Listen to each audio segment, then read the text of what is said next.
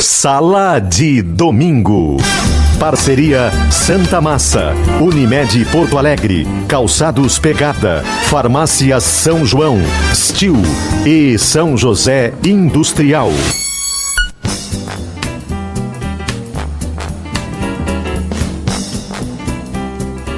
Gustavo Manhago.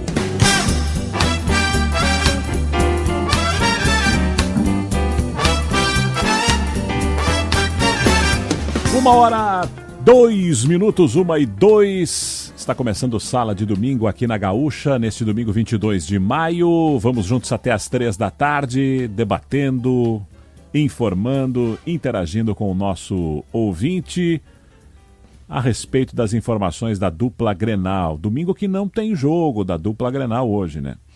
Pela Série A, o Inter foi a campo ontem, empatou com o Cuiabá fora de casa, lá na Arena Pantanal, e é o 10º colocado no Brasileirão, podendo cair para 11º hoje, se o Fluminense vencer o Fortaleza. Série B, o Grêmio jogou na quinta-feira contra o Criciúma, 0-0 na Arena.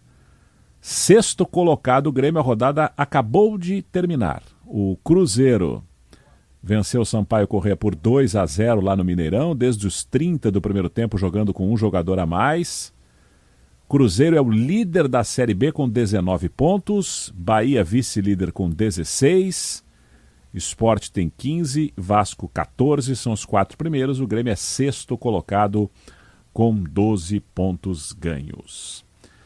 Premier League, jogos no intervalo, rodada decisiva na Inglaterra, a última rodada do campeonato. Por enquanto, com os resultados de momento, apesar de estar perdendo em casa, o Manchester City vai sendo campeão. 1-0 para o Aston Villa, gol do Cash no primeiro tempo. E em Liverpool, o Liverpool não está sendo campeão, apesar da ajuda do Aston Villa, porque o Liverpool está empatando com o Wolverhampton depois de sair perdendo. Buscou um empate, gol do Mané. 1-1, por enquanto então, City campeão no saldo de gols. Na Itália, a bola está começando a rolar agora. Última rodada da Série A italiana. Jogam Sassuolo e Milan em Sassuolo, Internazionale e Sampdoria em Milão.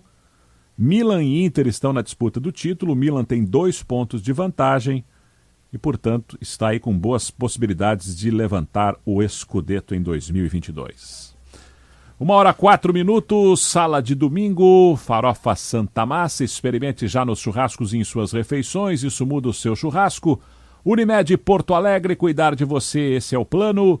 Calçados Pegada, a marca da conquista. Siga @PegadaShoes no Instagram e fique por dentro das novidades. Rede de Farmácias São João, cuidar da sua saúde é nossa missão. Stil, junto de quem faz o agro.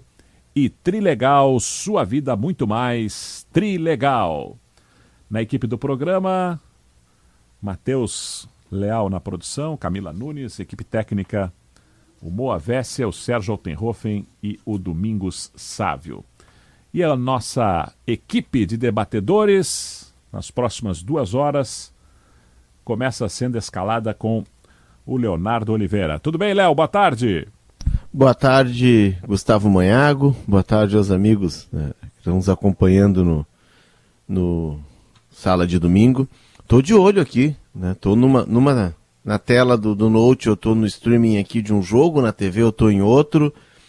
Que campeonato, né? Que reta final de Premier League, que campeonato espetacular.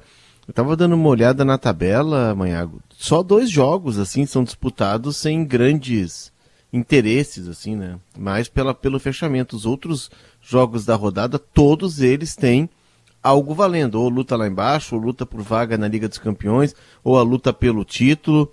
E o mais interessante é que a gente está vendo o Wolverhampton, que é um time que não ganhava havia 6 rodadas, que está num limbo na tabela, fazendo frente para o Liverpool.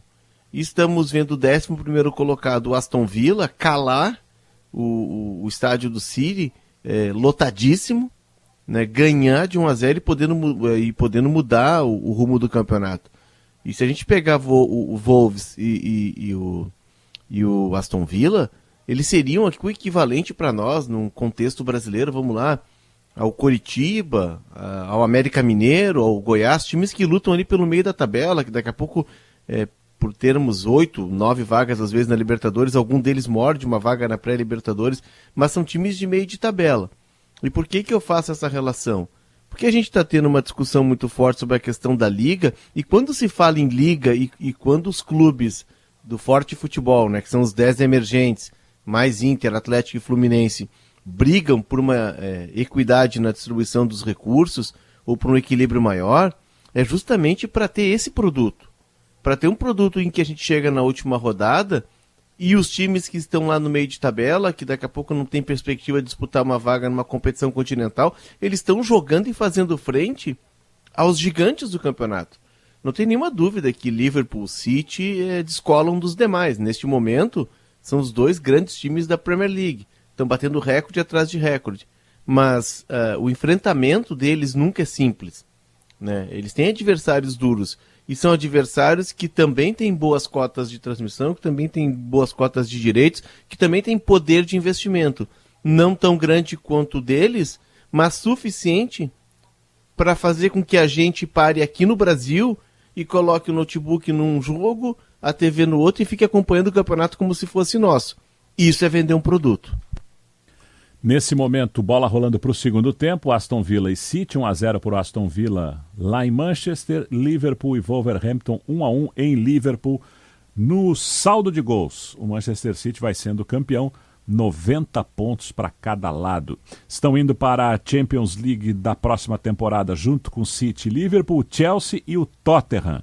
O Arsenal e o Manchester United estão indo para a Liga Europa. Estão sendo rebaixados Leeds United, Watford e o Norwich. Maurício Saraiva certamente está acompanhando também aí as finais da Premier League.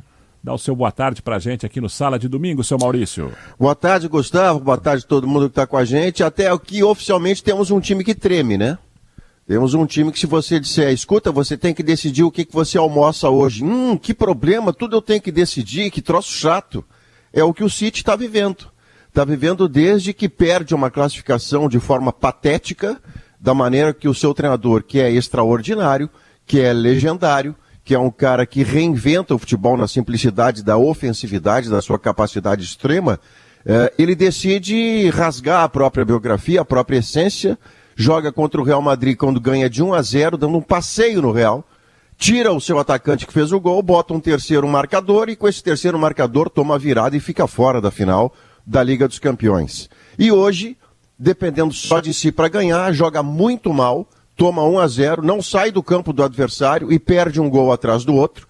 Ou seja, no quesito emocional, esse treinador fantástico que tanto admiro, chamado Pep Guardiola, ele descuida. Ele descuida de um time que não consegue ter firmeza emocional, solidez emocional, como tem, por exemplo, o Palmeiras aqui no Brasil, que toda vez que a hora cresce, o Palmeiras cresce também.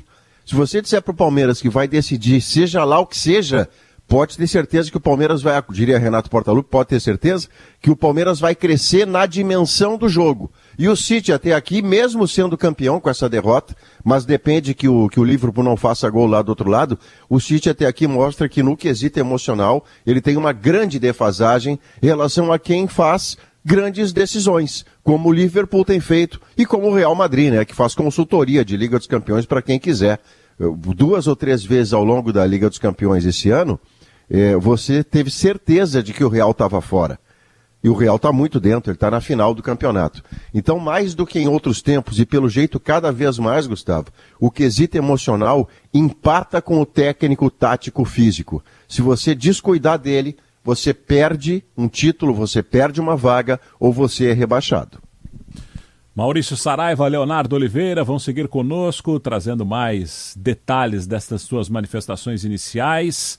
O nosso time se completa com 2 repórteres que estão sempre de ouvidos e olhos atentos às informações da dupla Grenal. Felipe Duarte acompanhou o Grêmio. Tudo bem, Felipe? Tudo certo, Manhago. Boa tarde a todos os demais componentes da mesa, quem está nos acompanhando. O Grêmio se dividindo em 2 frentes, mas nem tanto, né, Manhago? Tem a Recopa Gaúcha no horizonte, terça-feira, amanhã já embarca para Vacaria, mas acompanhei o treino de hoje pela manhã e até trouxe como destaque no Esportes ao meio-dia o Roger começa a esboçar uma mecânica de jogo, ou trabalhar melhor uma mecânica de jogo, que pode afetar sim o comportamento do time principal. E dei alguns detalhes, é difícil da gente explicar no rádio, né? No Twitter, por exemplo, eu coloquei um desenho, anotei enquanto assisti o treino e coloquei ali para quem quiser acompanhar, tá lá no meu Twitter, Felipe Duarte 88. Mas é uma variação tática, né? O Rodrigues, inicialmente escalado como lateral direito, permanece como um zagueiro quando o Grêmio ataca. E quem fecha pelo lado direito como se fosse um ala, ou quem fechou no treino dessa manhã, foi o Sarará. Então é uma mecânica diferente que o Roger começa a trabalhar. Ele já tinha mostrado algo próximo disso contra o Criciúma, mas tá aí, quem sabe, algumas pistas do que o Roger está tentando, pensando, para que o Grêmio volte a pontuar na Série B, porque precisa, né, Manhago? Precisa muito. É sexto colocado a 2 pontos do G4. Daqui a pouco o Felipe e a 4 do Z4. É. Sabe que eu me dei conta disso hoje, olhando a tabela? O Grêmio está a 2 pontos do G4 e está a 4 do Z4. E ainda joga 2 vezes fora de casa no mês de maio. E da liderança da Série B está a 7, né? O Cruzeiro venceu o Sampaio Corrêa por 2-0, disparou 7 pontos do Grêmio, 19 agora, o Grêmio tem 12. A situação do Grêmio, ela não é boa neste momento da competição, disputadas 8 rodadas da segundona do Brasileirão. Grêmio e Vila Nova, em Goiânia, domingo que vem. Antes, então, tem a Recopa Gaúcha, terça-feira, lá em Vacaria. Daqui a pouco o Felipe vai esmiuçar mais aí essa provável escalação do Grêmio, e aí vamos ouvir a opinião dos nossos comentaristas. O Lucas Katsurayama traz agora a sua primeira participação aqui no Sala de Domingo, ele que está ao lado do Inter. O Inter não tem muito tempo não para descansar. Jogou ontem à noite no centro-oeste do Brasil, viajou na madrugada e agora já tem treino, porque terça-feira tem partida decisiva na Sul-Americana, Lucas. Exatamente, Manhago. Boa tarde ao Maurício, ao Léo, Felipe, a quem nos acompanha. Exatamente, o Inter jogou ontem, né, um empate em 1-1 com o Cuiabá, que certamente a gente vai repercutir. Eu acho que tem alguns pontos interessantes dessa partida. Existe já uma discussão sobre o goleiro colorado, e aí me refiro a mais uma falha do goleiro Daniel, que tem créditos com a torcida, mas volta e meia comete uma gafe, como aconteceu ontem. Mas também tem pontos positivos, né? O Depena, ele é preservado ontem pelo tamanho da importância que ele já tem no Inter do Mano Menezes, e aí por uma série de méritos dele, realmente. Então ele vai se tornando uma peça que vai cumprindo esse meio de campo, que do meio para frente a gente foi projetando, principalmente em esportes ao meio-dia, é um Inter que parece ter uma posição vaga, que é um outro debate também, que é essa carência de gols do Internacional, e ela parece passar principalmente, Manhago, pelo centroavante, que o Inter não tem. Tá aí, sinal marcou 1h15, vamos começar então a falar de Inter e acontecendo alguma coisa diferente aqui nos jogos da Premier League e também da Liga Italiana, que são as duas ligas europeias com decisões neste momento. A gente traz a informação aqui no Sala de Domingo. O Internacional empatou pela 4ª vez consecutiva no Campeonato Brasileiro. 7 rodadas, são 4 empates seguidos. Avaí, Corinthians, Juventude, Corinthians e agora o Cuiabá. É apenas o 10º colocado, pode cair para 11º, dependendo aí do resultado do Fluminense. E tem essa Sul-Americana, que é talvez a chance de título na temporada, Leonardo. O Grêmio, o Inter, precisa realmente passar nesta fase da Copa Sul-Americana e talvez tenha pensado assim o jogo lá de Cuiabá ontem, né, Léo?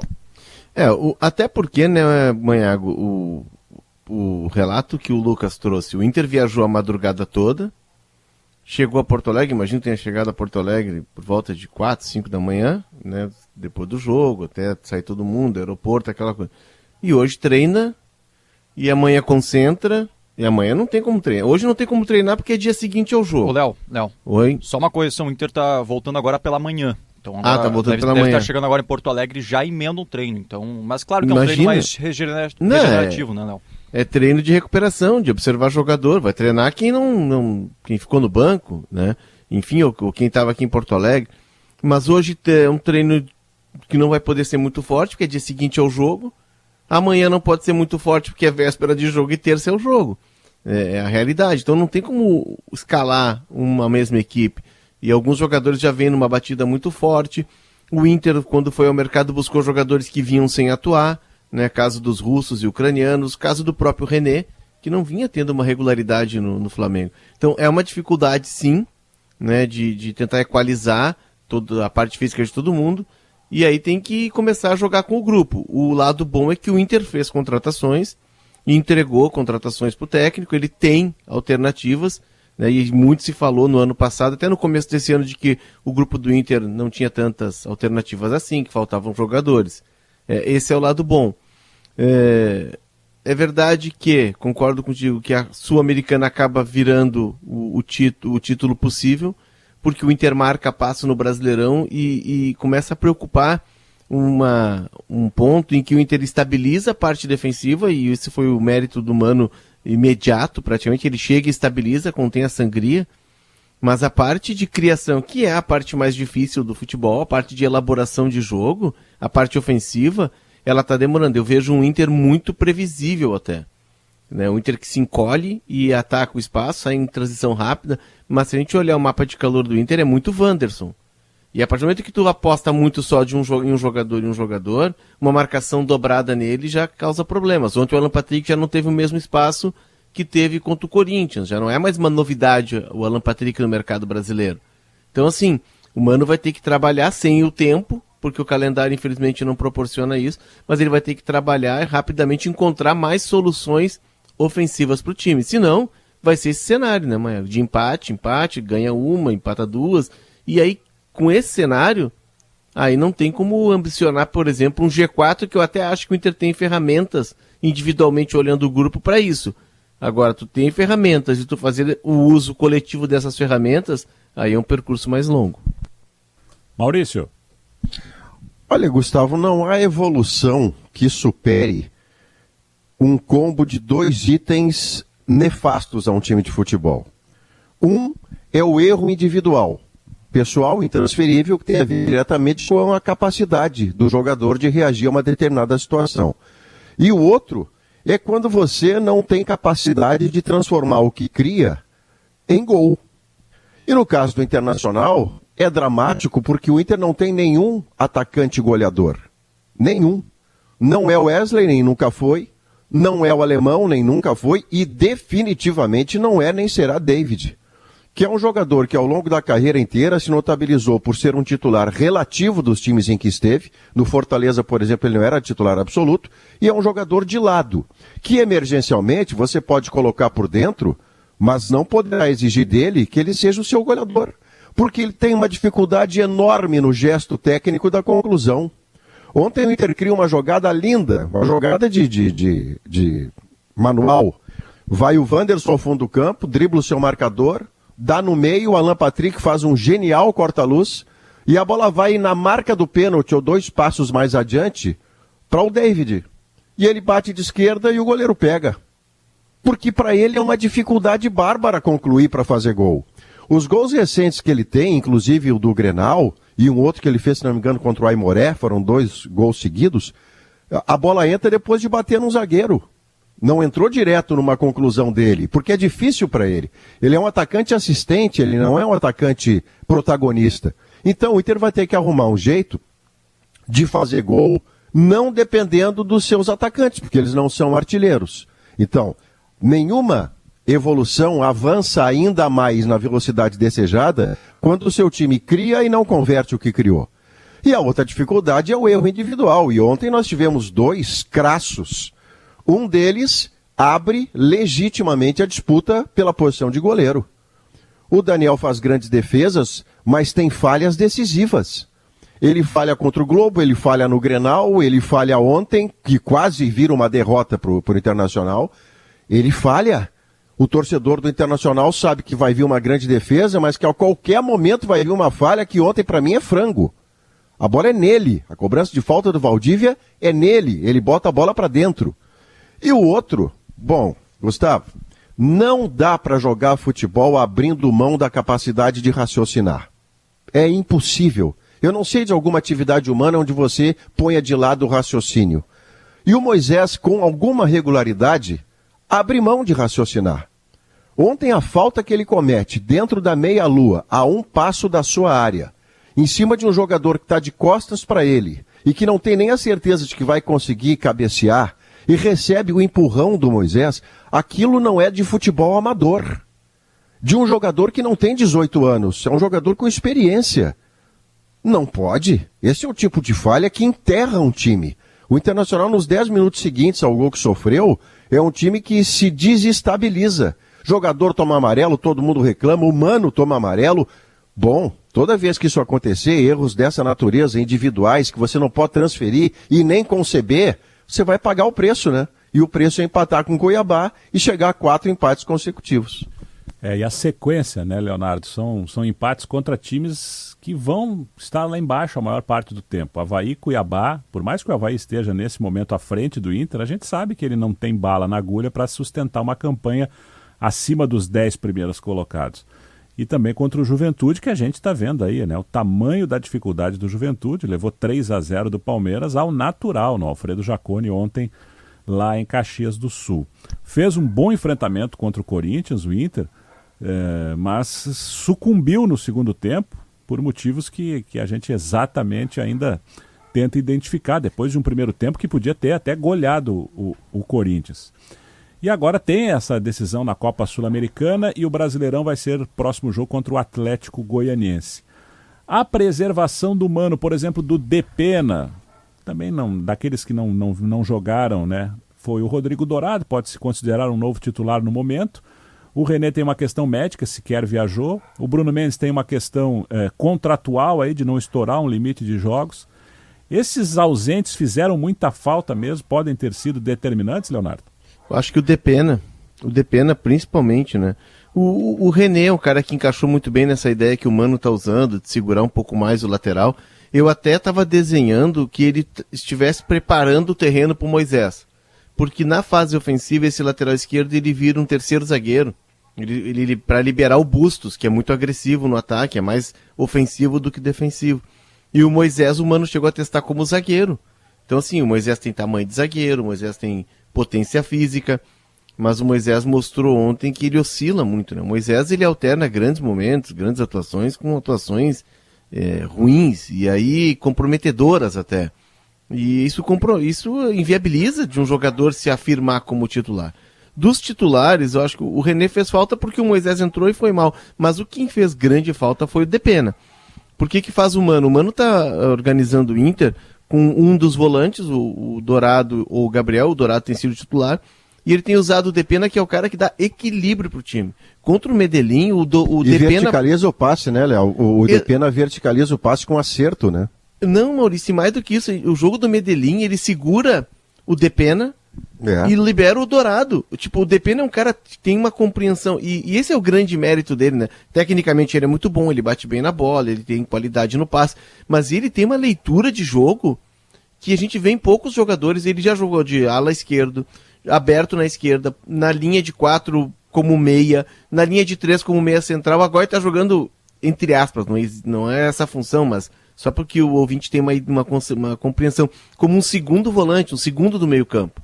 E quanto o Independente Medellín, ele foi o cara que guardou mais para liberar o outro. Então esse jogador, e o Maurício pega bem, tu troca ele por um Lisiero que tem qualidade no passe, é um jogador de outra característica, mas o Lisiero joga de forma horizontal, quase que para os lados. O Depena é vertical. Então o Inter, e por isso o Mano preservou, o Inter está administrando esse jogador que percebeu nele o grande ponto de equilíbrio. Até porque, Maurício, ele libera o Edenilson, né? O Depena, Léo, ele é o tipo do jogador que ontem, por exemplo, ele não ter jogado, certamente a fisiologia deve ter dito, mano, se puder não botar, melhor, viu? Porque ele tá perto de estourar, ele tem muito papel no time, ele ajuda na marcação, ele é o cara que acerta esse primeiro ou segundo passe, então eu consigo compreender, mas naturalmente o Inter paga, quando vai de Gabriel e Lisiero, é uma dupla inferior a Dourado e Depena. O Gabriel é o jogador de sempre, né? A velocidade de execução, erro de passe e um caminhão de faltas. E o Lisiero é um jogador, a expressão essa que o Léo usou, eu até coloquei, e a gente não se falou antes disso, o Léo certamente nem pôde ver ainda a coluna, mas ele joga na horizontal, a expressão é exatamente essa. O passe dele não é ruim, mas o passe dele não é vertical. Ele é menos do que o Depena. E quando jogarem Gabriel Lisiero mais Edenilson, o Inter vai pagar o preço de um meio-campo mais pesado. Ainda assim, o Alan Patrick sendo menos do que foi contra o Corinthians, todas as ações dele do meio para frente são diferenciadas, né? Ele tem inteligência. O corta-luz que ele faz pro David fazer gol era para ser o gol do 1-0 antes do intervalo. Depois, no segundo tempo, ele já de novo sai, porque ele estava há muito tempo sem jogar. Da mesma forma como o Wanderson já sai, provavelmente porque o treinador já pensava no jogo da terça-feira. Mas eu insisto nisso. Temos um corte aí na transmissão do Maurício, né? Um problema no sinal da transmissão do Maurício. Vamos tentar restabelecer o contato. E a gente segue conversando com o Leonardo Oliveira, com o Lucas Katsurayama, com o Felipe Duarte aqui no Sala de Domingo. Segue 1-0 para o Aston Villa sobre o Manchester City. E há pouco o Aston Villa perdeu um gol cara a cara com o goleiro. O jogo é quase meia linha. De vez em quando o Aston Villa dá uma saída e aí quando sai é vertical, é com chance de gol. E o City tá em cima, mas a gente percebe que ele tá meio assodado, assim, tá pressionado, né? Agora uma falta do Felipe Coutinho, uma falta pro City na frente da área. De Bruyne cobrou para fora, tá 1-0 Aston Villa ainda. O Liverpool segue empatando 1-1 com o Wolverhampton e vai dando, por exemplo, portanto, City como campeão lá na Premier League. E o Milan está ainda mais próximo do título na Itália. Primeiro tempo lá em Sassuolo, gol do Milan, gol de Giroud. Milan 1, Sassuolo 0.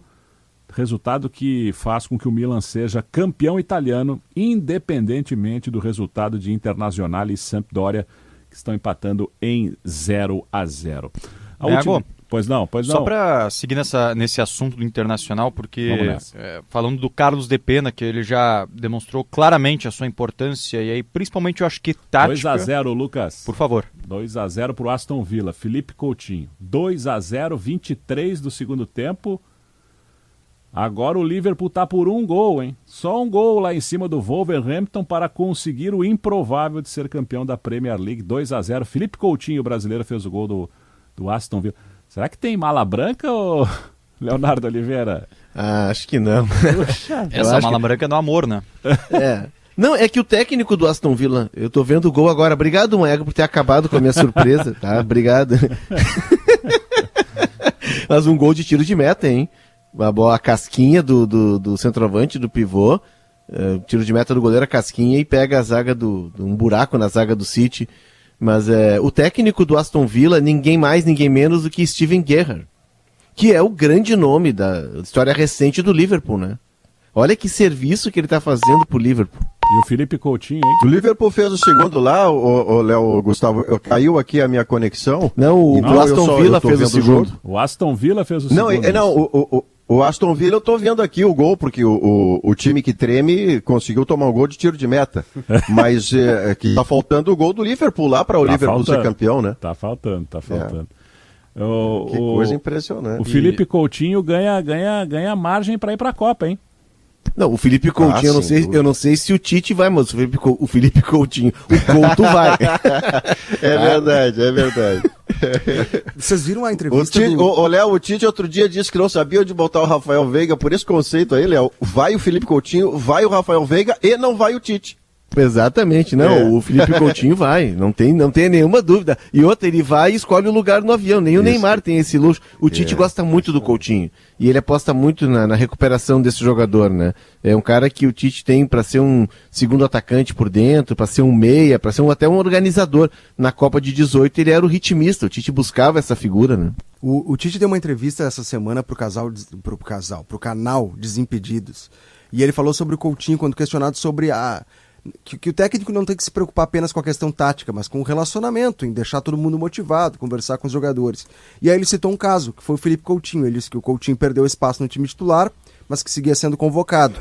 E aí que teve 2 convocações seguidas que o Coutinho vinha até o Brasil, mas não jogava. E aí que o Tite chamou ele e disse assim, vai ser contigo. E aí o Brasil foi enfrentar a Argentina, se não me engano, fora de casa, na Argentina, e o Paquetá estava fora, e a lógica seria que o Coutinho jogaria. E o Coutinho foi preterido, entrou o Gerson, se não me engano, no meio campo. E aí o Tite explicou que naquele momento ele chamou o Coutinho, explicou que era um jogo mais pegado, ele precisava compor o meio campo, dar mais poder de marcação, e que o Coutinho entendeu.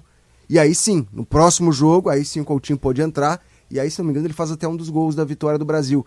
E ali ele percebeu que o Coutinho comprou a ideia e que ele queria fazer parte do grupo. O cara abria a mão daquela ideia, não, tem que ser titular incontestável. Não, ele quer estar no grupo, quer estar no elenco. Ganhou pontos com o Tite. Olha que interessante, Felipe, eu sempre conto essa história, que eu até descobri fazendo uma das reportagens lá na Copa, e para mim chamou a atenção e dá uma ideia de como é importante o trabalho de base também na seleção. O Alisson, o Casemiro, o Coutinho e o Neymar, eles fazem parte do que se chama na CBF de geração 9-2, tá? Eles estrearam juntos aos 15 anos num torneio mediterrâneo, uma Copa Sub-15 com a seleção brasileira. E desde os 15 anos esse quarteto vem junto na seleção. É muito importante isso, né? Muitas vezes tem jogadores que despontam em seleções de base, a gente acaba perdendo. Mas no caso desses 4, né, é uma relação aí, vamos lá, 15 anos, eles estão com 30, são 15 anos em que eles estão juntos na seleção brasileira. E isso ajuda a criar uma identidade de grupo também, né? Não, e tirando o goleiro, Léo, talvez seja a última Copa do Neymar, pelo menos em altíssima performance, do Felipe Coutinho, do Neymar com absoluta certeza, porque o Neymar tem papel de protagonista, e para você ser protagonista aos 34 anos, o seu nível de concentração para o treinamento, para o rendimento físico, para a performance, ele vai ter que ser de um Neymar reeducado. Se o Neymar hoje em dia já deu entrevista dizendo que pensava em jogar na Liga Norte-Americana porque lá tem 3 meses de férias, uma frase profundamente infeliz, e com 30 anos de idade, imagina com 34. Se o cara com 30 está pensando em ter 3 meses de férias, com 34 ele está pensando em fazer noite. E é um problema, porque ele é um jogador cujo potencial técnico era de disputar todo ano o melhor do mundo. A capacidade dele inventiva, de drible, de conclusão, de chutar com os 2 pés, era para o Neymar sempre estar disputando o melhor do mundo. Mas ele desfoca tanto, ele desconcentra tanto da carreira, que ainda nesse momento continua sendo o nosso protagonista, não tem ninguém que faça o que o Neymar faz. O Vinícius Júnior está tentando se aproximar disso, e mesmo assim é pelo lado do campo, o Neymar está por dentro, né? Mas eu não sei se o Neymar com 34 anos vai estar disposto a fazer uma Copa de alta performance. Então todos eles têm em mente, esses jogadores de linha, Neymar, Felipe Coutinho, que a grande Copa, para eles afirmarem uma carreira, milionários eles já são, né, Gustavo? Ninguém aqui está falando sobre comprar um apartamento a mais ou a menos. Eles compram de lote, que é pelo que o dinheiro que eles fizeram trabalhando. Mas para você marcar o seu nome numa seleção brasileira como Copa do Mundo, a Copa do Neymar e a Copa do Felipe Coutinho é essa do Catar em novembro. Bom, nós estávamos ouvindo o Lucas Katsurayama falar um pouco mais aí do Depena, quando deu o gol do Aston Villa. Segue sendo campeão o City, apesar de estar perdendo por 2-0. Lucas? E só antes de eu voltar para esse assunto do Depena, porque eu queria comentar sobre a Premier League, Manhago. Vai porque nessa. O Patrice Evra deu uma declaração recentemente, ele que é ídolo do United.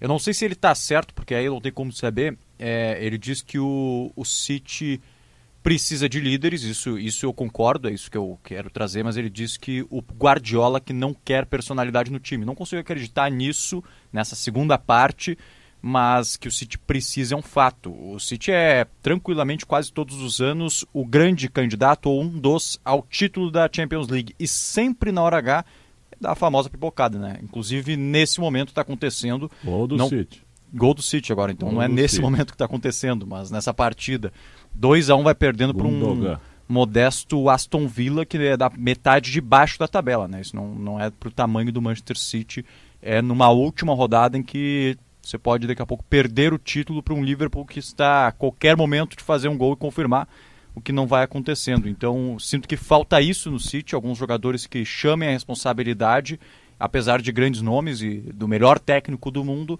mas falta sim personalidade em alguns momentos para esse time do City. Bom, voltando para o Inter, porque a gente estava destacando o Depena, que talvez seja a sensação do Inter nesse momento, e eu acho que principalmente por uma questão tática, que ele parece que, provavelmente, sei lá, da vivência dele de Europa, né? Jogou em Premier League, jogou recentemente na Ucrânia, tem uma leitura tática muito interessante, fora também outras qualidades como a próprio domínio de bola, qualidade no passe, enfim, é um bom jogador.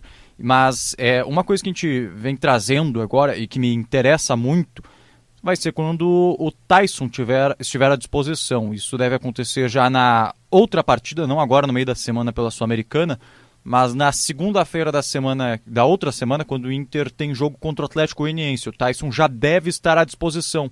E o meio-campo do Inter, ele tem um primeiro volante que é o Dourado, mais contestado que seja, é o titular. Tem o Edenilson, tem o Depena, o Wanderson aberto pelo lado, tem o Alan Patrick e ainda tem essa vaga do centroavante que está em aberta, né? Ela não tem ninguém se afirmando nela. O Tyson, para mim, nesse momento, seria banco de reservas. É o que eu consigo pensar a partir dessa leitura de quem está segurando uma vaga no meio de campo, Maiago. Eu faço um ataque de Tyson e Wanderson. Eu não deixo o Tyson no banco para resumir a melhor qualidade disponível. Já que eu não tenho artilheiro, e não tenho mesmo, né, o Internacional, nesse momento, me colocando na condição de um Mano Menezes treinando o Inter, não tenho artilheiro. Então, se você tem qualidade, se você puder somar do meio para frente, Depena, Edenilson, Alan Patrick, Wanderson e Tyson jogam todos. Eu tento fazer com que os caras façam a diagonal, entrem na área. O Wanderson tem feito isso. O Tyson lá com o Nilmar, no início da carreira, fazia isso muito. Não é o mesmo vigor. Claro que o seu tempo de reação hoje não é para 70 metros de campo, é para 30 ou 40. Isso é evidente. Mas esse empatou o City. Agora vira. Agora o treme destreme, ô Gustavo. Esse Guardiola é muito bom. Esse Guardiola é um monstro no quesito emocional. Olha só que equilíbrio emocional desse time do City, hein? Impressionante, uma loucura. Tava tomando 2 em 3 minutos, empata 2-2 com o Aston Villa. Você viu o que fez o Guerra nesse meio tempo, Gustavo? Você viu o que fez? Não prestei atenção, Maurício. Tirou o Felipe Coutinho e botou um marcador. Os caras não aprendem, rapaz. Não. Os caras não aprendem. Mas tá bem, cada um faz o que tem para fazer. Cada um entrega o seu melhor. Mas eu faria isso de um meio campo, do meio para frente, resumindo uma qualidade a máxima disponível. Não tendo artilheiro, eu vou tentar fazer gol de outro jeito. E esse outro jeito são os caras vindos de trás ou os caras vindos do lado. No caso, o Wanderson e o Tyson. Agora vai no vamos que vamos, né? Tá 2-2 lá, City, Aston Villa. Mas se o Liverpool fizer um gol, esse resultado do City dá Liverpool campeão. Não, exatamente. Se a gente lembrar do jogo que fez do Agüero uma estátua no estádio do Manchester City, foi mais ou menos assim, né? Primeiro título da era dos Sheiks no City, era uma virada espetacular. Um gol nos acréscimos. Nos acréscimos, né, o do Agüero. Exato. E na quinta-feira teve um outro jogo espetacular, que foi o jogo do Everton contra o Crystal Palace, que vira 2-0 pro Crystal Palace. O jogo é no Goodson Park, a casa do Everton, e no segundo tempo o Everton faz 3-2 também dessa forma, com muita pressão, com muito volume, no vamos que vamos.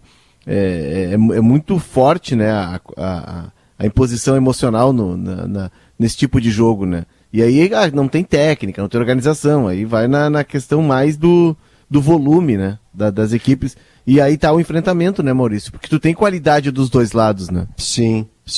A construção, tirando a brincadeira, né, a construção que o Guardiola faz com o City, nesse quesito emocional, é a parte mais atrasada, claramente. Porque você olha o City jogar, há momentos da temporada que o City encanta.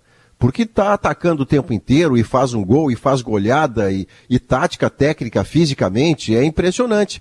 Mas nos momentos em que se requer a grande decisão, o grande crescimento para a diferença, é onde o City ainda se atrapalha. E eu não estou falando só agora da maneira como perde a vaga para o Real Madrid. O City, ano passado, entra contra o Chelsea na final, na condição de favorito. O time do City era melhor que o Chelsea. E no jogo final, o Tuchel, do Chelsea, amordaça o City, que não consegue reagir do tipo, eu vou ser superior a essa mordaça porque eu sou o City.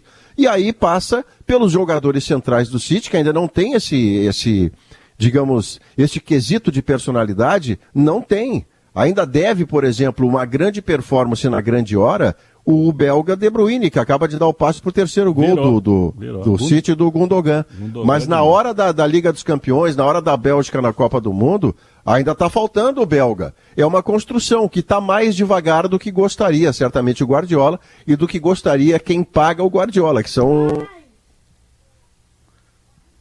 Olha só, E 3-2 pro City. Leonardo, vai chegar aí o gol daqui um pouco. Não, já mudei aqui, eu botei o Liverpool no streaming e voltei, entendeu? Se acontecer alguma coisa, tu avisa então, Léo.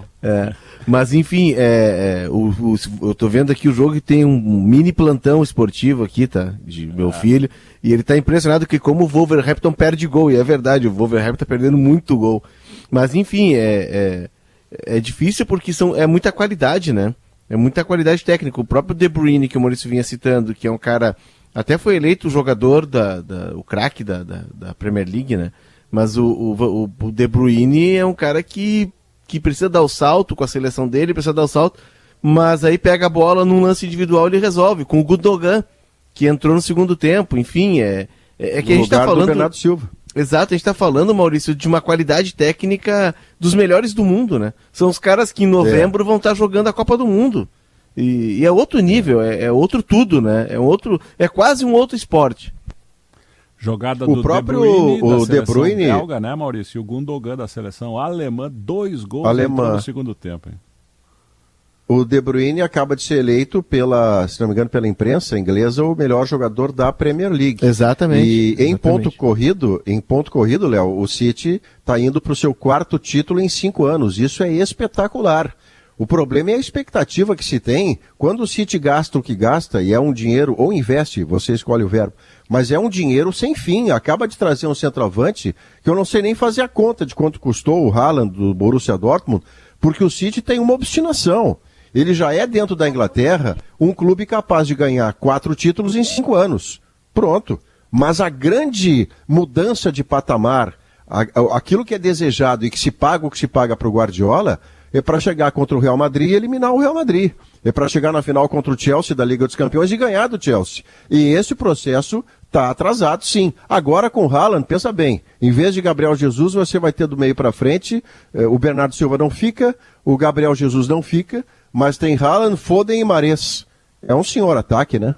Mas aí, Maurício, Felipe, Lucas, Manhago, tem um ponto que eu acho que é fundamental. E a gente está vendo esse processo passar, por exemplo, no PSG. Tu pode inflar o clube de dinheiro, tu pode contratar os melhores jogadores, mas tem algo que é do clube, e o Real Madrid está mostrando isso. O Atlético de Madrid ficou muito tempo sem ganhar, mostrou isso também ali atrás, quando tinha uma Liga dos Campeões na mão e perdeu no último lance do jogo, um cabeceio do Sérgio Ramos, né? Depois foi para prorrogação derrotado. É o DNA vitorioso. Quando tu te acostuma a ganhar, quando tu tem a cultura vencedora, né? É verdade. Maurício, tu chega no clube, o cara que está ali na bilheteria, o cara que está na catraca de acesso, ele já está acostumado. Hoje é jogo final, funciona assim, assim, assim, o ambiente é esse. Aí tu vai para os departamentos do clube, os caras sabem como funciona. Aí tu entra na parte técnica do vestiário, o clube está acostumado a ganhar, as pessoas já sabem como funciona. É muito difícil tu criar essa cultura, e o dinheiro não compra essa cultura. E então o City, eu vejo ele que a cada temporada ele está encorpando. E eu não vejo mesmo no PSG, embora seja um pouco mais recente a trajetória do PSG, a conta recheada, abarrotada de dinheiro, mas o PSG não consegue, até porque também tem uma questão da liga ser um pouco inferior, de enfrentamentos mais inferiores, mas gol do Liverpool. Gol do Liverpool, 2-1. Tá vendo? O gol do Gundogan foi essencial. Foi essencial. Então, assim, tu cria uma cultura vencedora. E eu me dei conta disso conversando, por exemplo, com o setorista do Inter em 2006, de como o Inter criou essa cultura. O Inter vai jogar uma Copa Sul-Americana no primeiro ano, em 2004, para aprender. Porque ele fica 13 anos sem jogar uma partida internacional. E aí o Inter chega para aquela final da Libertadores, era uma loucura em Porto Alegre, era todo mundo atrás de ingresso. E aí o Abel, olha como é importante tu ter pessoas que têm a cultura, que já vivenciaram isso. O Abel chama o Fernando Carvalho e diz assim: aconteceu mesmo no Flamengo e a gente perdeu o foco por isso. Todo mundo queria ingresso pro jogo, só se falava no jogo da final da Copa do Brasil. Então, assim, define alguém que o jogador vai chegar para esse alguém e vai dizer: eu preciso de 10 ingressos. Eu preciso de 20 ingressos para minha família. Eu preciso de... E aí o jogador vai passar para esse funcionário do clube e esse funcionário vai resolver. Ele vai entregar para o jogador. Porque senão todo mundo começa a buzinar na cabeça do jogador e tira o foco. É um detalhe o ingresso. Mas isso mostra o quanto é importante um clube ter uma estrutura pronta para o momento decisivo. Em todos os detalhes. Na parte técnica e na parte do dia a dia, na parte operacional. 2-1 para o Liverpool, gol do Salah, 40 do segundo tempo lá em Liverpool, 41 em Manchester, 3-2 para o Manchester City sobre o Aston Villa. Liverpool vai sendo vice-campeão. Para ser campeão, o Aston Villa tem que empatar o jogo contra o City. Lembrando que estava 2-0 para o Aston Villa até 30 do segundo tempo. Agora está O autor dessa frase que vale para o futebol e vale para a vida de modo geral é Rousseau. O homem é produto do seu meio. Isso que o Léo dizia sobre o Real Madrid. O cara chega no Real Madrid e o ambiente puxa o cara para o ambiente vencedor, para ele ser também vencedor. Você imagina um reforço chegando no Real Madrid, não é ele. O cara nunca ganhou nada. Quando ele chegar no Real Madrid, é enorme a chance de que ele passe a ser vencedor, porque o meio vai puxá-lo ao invés do jogador, o chamado, o cara que treme, o pé frio, seja lá a expressão popular que se use. O Real Madrid passou a não ganhar porque esse cara foi contratado. Não, o meio vai puxar. Vamos pegar o exemplo do De Bruyne, tá? Que é multicampeão com o City. Evidentemente estão falando de um cara extra classe. Eu estou falando que a ele ainda falta a grande decisão em que ele seja protagonista. Não nos pontos corridos, numa decisão de campeonato, numa Copa do Mundo. Mas que é um cara acima da curva, ninguém duvida disso. Mas imagina o De Bruyne chegando no Real Madrid. É o que provavelmente falte para o De Bruyne virar um jogador multivencedor. Porque o Real Madrid tem esse espírito trazido pelo Léo, que é o DNA de quem vence, mas vence com naturalidade, não vence a fórceps. Vence porque é assim ao longo da sua trajetória. E, aliás, o Real Madrid vai precisar mesmo disso, né, Gustavo, Léo e quem nos ouve, Felipe, Lucas. Olha só, o meio-campo multivitorioso do Real Madrid tem Casemiro, Modric e Kroos. Pelo menos 2 desses caras já estão indo para a linha descendente do seu futebol e ainda rendem altíssima performance, que são o Kroos e o Modric. O Real Madrid precisa de renovação no seu setor. Já tem um jogador que é o Camavinga, extraordinário, muito jovem e muito talentoso, mas vai precisar colocar mais jogadores para fazer essa transição. Imaginou que no ataque poderia ser o Mbappé, a pedra de toque de um luxo extraordinário, e o Mbappé decidiu ficar no seu país e ficar no clube que o projetou. O que é bom para o futebol francês, né? Não perder o Mbappé faz crescer o futebol francês. Esse time, esse meio de campo do Real Madrid, né, Maurício, ele já vem junto, aliás, ele é campeão já em 2014, ou seja, é de muito tempo. Quase 10 anos esse meio campo ideal, multicampeão, e aí as últimas 3 Champions o Real não vai tão bem e eu já sentia que era uma defasagem, enfim, a falta de renovação desses jogadores, e faz parte, é processo natural do tempo, eles provaram que não é bem assim, tanto que estão numa mais uma final de Liga dos Campeões. Mas realmente acho que bate muito nessa tecla da cultura organizacional, né? O Real Madrid é composto por tanta gente que conhece a grandeza do clube, das competições, acaba facilitando. É a 17ª final de Liga dos Campeões do Real Madrid. E seria a 14ª Liga dos Campeões, né? Mas é que tu tem que criar processos internos, e só quem está toda hora decidindo cria esses processos, que afetam diretamente o jogador, que afetam a rotina do jogador, além de todo esse ambiente impregnado em todas as instâncias do clube, que é um ambiente acostumado a ganhar, que é um ambiente que tem uma régua muito alta, né? E isso não se cria do dia para a noite, isso não se compra, e a gente está vendo agora com o City, com o PSG, e por isso que futebol é futebol, né? O Liverpool acaba de fazer o terceiro. Mas tem também a história no outro extremo, né, Léo? Você citou há pouco o Abel Braga. O Abel Braga, as derrotas ensinaram o Abel a ganhar. O Abel teve grande parte da carreira em que ele não passava de vice, o que incluía ser vice para o Paulista de Jundiaí do Wagner Mancini e para o Santo André do Chamusca. Isso o Abel no Flamengo e o Abel no Fluminense. Aí quando ele vem para o Internacional, ele não tem, em 2006 de volta, ele não tem nenhum título relevante na carreira. O Abel tem campeonatos estaduais. E no Internacional, em 2006, depois de apanhar, depois de perder e aprender coisas que ele não poderia repetir, ele em 2006 ele é só campeão da Libertadores e do Mundo, depois no Fluminense ele é campeão nacional, ou seja, por uma grande parte da sua carreira, de tanto perder, o Abel aprende a ganhar. A ponta do Real Madrid é o contrário. É um clube vencedor desde sempre. Então ele já sabe ganhar como se isso fosse da sua natureza. Cada um chega no processo de uma forma e com uma velocidade, né? A velocidade do City, em se tratando de Liga dos Campeões, ela está atrasada. Mas no futebol inglês, quem ganha 4 dos últimos 5 títulos já se consolidou naquele país como um gigante. Faltam 8 para as 2. O Liverpool fez 3-1 com Robertson em cima do Wolverhampton e o City está fazendo 3-2 no Aston Villa. 46,5 do segundo tempo, o jogo vai até 49 minutos. O City vai ganhando o campeonato inglês, né, pela 8ª vez, sendo a 6ª Premier League. E agora uma cena que o Maurício Saraiva adora, o goleiro do Manchester o Ederson City caído. no chão. Caiu com o vento. Não, mas me parece mais sério ali, ele bota a mão Lesão atrás. muscular ali, né? Mas o médico faz o exame, que é um exame rápido, exame, né, de primeiro exame, para ver se não é nada de articulação, de joelho. Não, é que ele tá com a mão na coxa agora tá com a mão ali na atrás, coxa, Mas Vamos dar algo desconto. para ficar alerta, né? Porque a seleção ele tá convocado, né? O Ederson agora para os amistosos. E na Itália, se foi o boi com as cordas lá, Milan 3-0 no Sassuolo. 2 do Giroud e 1 do Kessie. Olha o Giroud fazendo golo. 2 gols, Maurício. 2 Tá gols vendo? do Giroud. Milan, virtual campeão italiano. O jogo está no intervalo. A Inter de Milão está 0-0 com a Sampdoria. E olha só, hein? O Milan vai conquistando o Scudetto depois de 11 anos. 11 anos que não dava o Milan. Nós tínhamos, né, uma supremacia da Juventus, recentemente a Inter de Milão.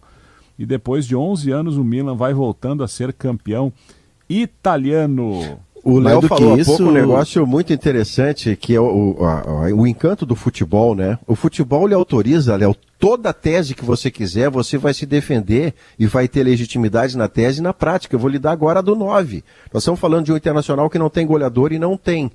Pois a França campeã com o Didier Deschamps tinha um centroavante que passou a Copa inteira sem fazer um gol, que foi o Giroud. E o Brasil de 2002... tem o centroavante que faz gol em tudo que é jogo, que é o Ronaldo Nazário. Então você tanto pode ser campeão do mundo com o seu centroavante de protagonista e melhor da Copa, como pode ser campeão apesar do seu centroavante que não fez um gol. Acho que em 98 também, Maurício, o Guivarch não fez nenhum gol. Beleza. Eu nem lembrava desse centroavante aí, Felipe, mas eu lembro agora mais recente do... Tu, né, Maurício? É que eu lembro mais recentemente do Giroud, porque era uma das cobranças que a imprensa francesa fazia durante a Copa ao treinador. Pô, tira esse cara que não faz gol em ninguém. O Benzema não tinha sido nem convocado. E a França é campeã do mundo com seu centroavante sem fazer um gol. Compensação, tu tinha um Mbappé do lado, né? Que ele entendeu a posição dele no time. Embora ele seja o 9 e o 9 remete ao homem-gol, ele era o suporte pro Mbappé. Vai terminar lá em Manchester. O Manchester City vai sendo campeão da Premier League. É a 6ª Premier League que conquista na história o Manchester, o 8º campeonato inglês. Terminou o jogo. Olha o Guardiola com os bracinhos abertos dizendo acabou. O juiz está no meio campo ali fazendo aquele migué, né, para apontar para o centro. Aí, ó, terminou. City, campeão da Premier League. Liverpool fica com o vice-campeonato. E vão também para a Liga dos Campeões da Europa. O Chelsea, o Tottenham, Arsenal e Manchester United vão para a Liga Europa. Invadiram o campo, Brasil, hein? Brasil. Olha o que fazem Liverpool e City. Olha o que fazem. Mais de 90 pontos. 92 terminou o City. Imagina... A gente está vendo 92 um e 91 outro. 93. 93 e 92. Então, assim, a gente está vendo dois super times duelando e ali na frente, quando a gente olhar para trás e dizer, pô, acompanhamos isso ao vivo, né? Olha, as cenas lá no estádio do Guardiola tá chorando. Os torcedores invadiram o campo, invasão total. Os jogadores estão sendo carregados pelos stewards, pelos seguranças para dentro do vestiário, porque eles estão sendo agarrados. É Copa de 70, assim, é o Pelé de cueca em campo. Gundogan é o mais festejado aí pelos 2 gols. Faltando Olha, 2 eu não vi o Gustavo. Pois não, Maurício, nós vimos o Guardiola campeão do mundo com o Bayern de Munique, do mundo com o Barcelona, 2 vezes da Liga dos Campeões da Europa com o Barcelona, no trabalho que o consagrou para sempre, e eu não vi o Guardiola chorando num título nenhuma vez, fui ver hoje. E o gol, olha que é muita emoção. O primeiro gol do Gundogan é aos 29. Isso. Tava 2-0 até isso aí. Até os 29 do segundo tempo. Então, faz aos 76, aos 78 e em 5 minutos... Não, 31 então, né? 76, isso, 31. Desculpa, 31. Então, em 5 minutos, virou o jogo. Virou o jogo. Né? Olha o De Bruyne virou. Que legal, que festa Qual legal. é o último time que tinha virado um jogo em 5 minutos, Léo? Rapidamente. Real Madrid em cima do City. Exatamente. Que o futebol é um espetáculo, Eu né? achei que tu ia dizer Operário de Ponta Grossa sobre o Ituano ontem. Não, é que levou mais de 5, o Operário levou mais de 5. Mas foi mais de 5. Muito bem. Nós vamos chamar o intervalo aqui antes do Notícia na Hora Certa e depois das 2 a gente vai falar um pouco mais do Grêmio. O Felipe acompanhou o treino. Terça-feira tem Grêmio na Recopa Gaúcha lá contra o Glória em Vacaria. O Grêmio buscando aí o seu terceiro título nesta competição. O Glória fazendo uma temporada muito legal de Copa do Brasil. Até ontem estava invicto na Segundona Gaúcha, perdeu a primeira ontem para o Veranópolis. Time treinado pelo legendário Alê Menezes, né? Um dos grandes centroavantes do futebol do nosso interior. E aí a gente vai tentar esmiuçar aí que time do Grêmio vai a campo e projetar uma semana de pressão na Série B. O Grêmio é apenas o 6º colocado. Está 2 pontos atrás do 4º colocado, que é o Vasco da Gama. Seguidinho a gente volta com mais Sala de Domingo.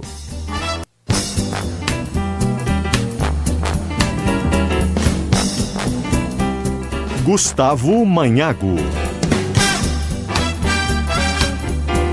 2h05, Sala de Domingo aqui na Gaúcha. Farofa Santa Massa, experimente já nos churrascos e em suas refeições e isso muda o seu churrasco. Se estiver com sintomas de Covid-19, procure o seu médico ou ligue 0800 920 6062 para orientação. Ou acesse unimedpoa.com.br/telemedicina. O Dia dos Namorados está chegando. Já escolheu o presente do seu amor? Acesse o Instagram, @pegadashoes e veja a coleção Calçados Pegada, a marca da conquista. Chegou a vacina da gripe tetravalente na rede de farmácias São João. Ela protege também contra a nova variante da gripe H3N2. Garanta a sua vacinação e de toda a família com conforto, segurança e um atendimento de qualidade. Confira a disponibilidade na São João mais próxima de você. Acesse ofertas.steel.com.br e confira motosserras em até 6 vezes sem juros. Steel, junto de quem faz o agro. Trilegal é diversão e prêmios para toda a família. São casas, carros, motos, dinheiro e muito mais só para quem é daqui. E o melhor, você está colaborando para as ações da PAI aqui do nosso estado. 2h06, Lucas Katsurayama, Felipe Duarte, Leonardo Oliveira, Maurício Saraiva no Sala de Domingo. Estamos na hora final do programa aqui, que nesta primeira hora tratou dos assuntos ligados ao Internacional, que jogou ontem contra o Cuiabá, pega o 9 de outubro agora do Equador pela Sul-Americana, precisa ganhar para se classificar para as oitavas de final.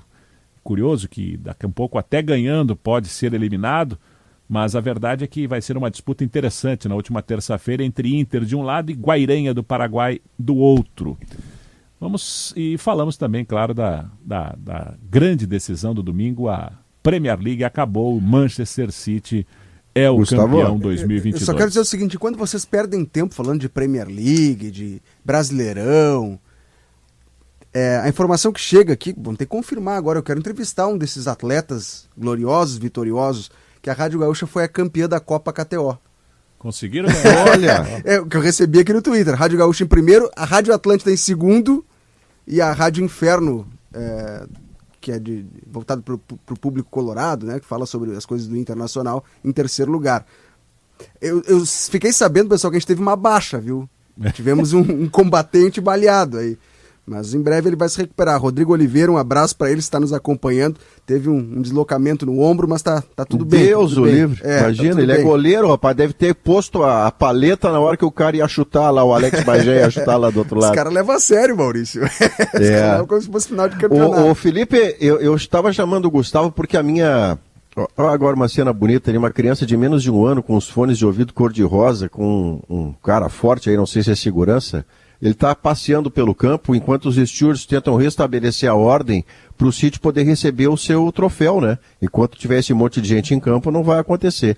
O meu domingo de futebol começou vendo o Cruzeiro. O Cruzeiro do Mineirão lotado fez aquilo que desde o primeiro minuto eu esperava que o Grêmio fizesse contra o Criciúma, e o Grêmio não fez em nenhum minuto do jogo contra o Criciúma. O Cruzeiro só foi ganhar o jogo depois da expulsão de um jogador do Sampaio Corrêa a 30 minutos do primeiro tempo. Mas mesmo antes disso, o goleiro do Sampaio Corrêa já era o melhor em campo e o Cruzeiro não saía de dentro do campo do Sampaio. E aí eu chego no ponto que desde a quarta-feira ou quinta, que foi o jogo do Grêmio, quinta-feira, já na transmissão, eu falava no ar e fora do ar com o Alex, e concordamos nesse aspecto, o Alex Pagé, que não era razoável que o Grêmio deixasse de pressionar o Criciúma no campo do Grêmio, aliás, no campo do Criciúma, desde o primeiro minuto do jogo na Arena. E se houvesse o argumento de que não dá para fazer marcação-pressão com Diego Souza e Elkeson, eu rebateria que não dá para fazer todo o tempo. Mas começar a partida dando esse abafa, podendo tentar fazer o seu gol, e a partir daí você reformatar o seu time porque já tem a vantagem, é muito diferente de você não fazer isso em momento nenhum da partida. Com o Lucas Silva em campo, depois já sem o Lucas Silva e o time colocado com jogadores de viés ofensivo, né? Quando sai o Lucas Silva, entra um homem do meio para frente. Em nenhum momento, Gustavo e amigos, o Grêmio pressionou o Criciúma no campo do Criciúma. O Criciúma trocou passes no campo dele, trocou passes no campo do Grêmio, e isso é inaceitável. E por isso, quando termina o jogo e a torcida do Grêmio vaia daquele jeito, não está vaiando só o resultado. Porque ela esperava uma de duas coisas. Ou o time dela ia jogar muito bem e ganhar porque jogou bem, ou o time dela não ia jogar bem, mas ia pressionar o adversário tanto, ia ter tanta sede pela vitória, que mesmo não jogando bem, faria o seu 1-0 e ganharia a partida.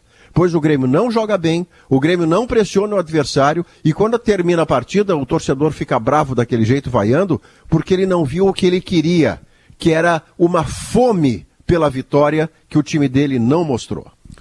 Qual é antes do Leonardo Oliveira participar, falar um pouco mais de Grêmio, qual é a informação então de hoje de manhã, Felipe, que tu acompanhou o treino do Grêmio lá no CT Luiz Carvalho? Terça-feira, 7h, tem Grêmio e Glória em Vacaria, transmissão aqui da Rádio Gaúcha, a Recopa Gaúcha vai ser lá no interior do estado. Pois é, no jogo contra o Criciúma, que o Maurício fez referência agora há pouco, o Roger testou um sistema tático com dois centroavantes, né, o Diego Souza e o Elkeson, o Rodrigues devolvido à lateral direita, mas funcionando quase como um terceiro zagueiro, né, para que o Nicolas se projetasse pelo lado esquerdo. E do lado direito quem dava amplitude era o Biel. No treino de hoje pela manhã, o Roger esboçou o time que vai enfrentar o Glória de Vacaria pela Recopa Gaúcha na terça-feira. Tem mais um treino amanhã, fechado, e aí a viagem para Vacaria. Mas no treino de hoje ficou praticamente definido o time do Grêmio. E me parece uma repetição daquele mesmo modelo tático, só com jogadores, entre aspas, reservas.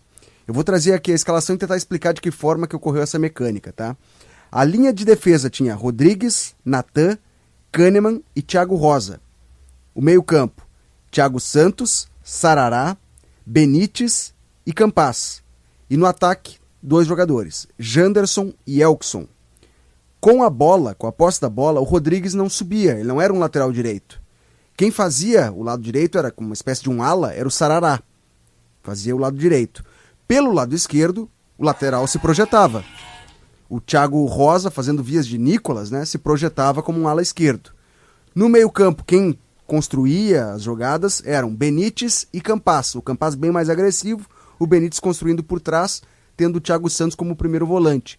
E a dupla de ataque, Janderson e Elkeson, com o Janderson tendo maior liberdade para se locomover por dentro, vir buscar a bola junto dos meias, enquanto o Elkeson era o camisa 9 lá na frente.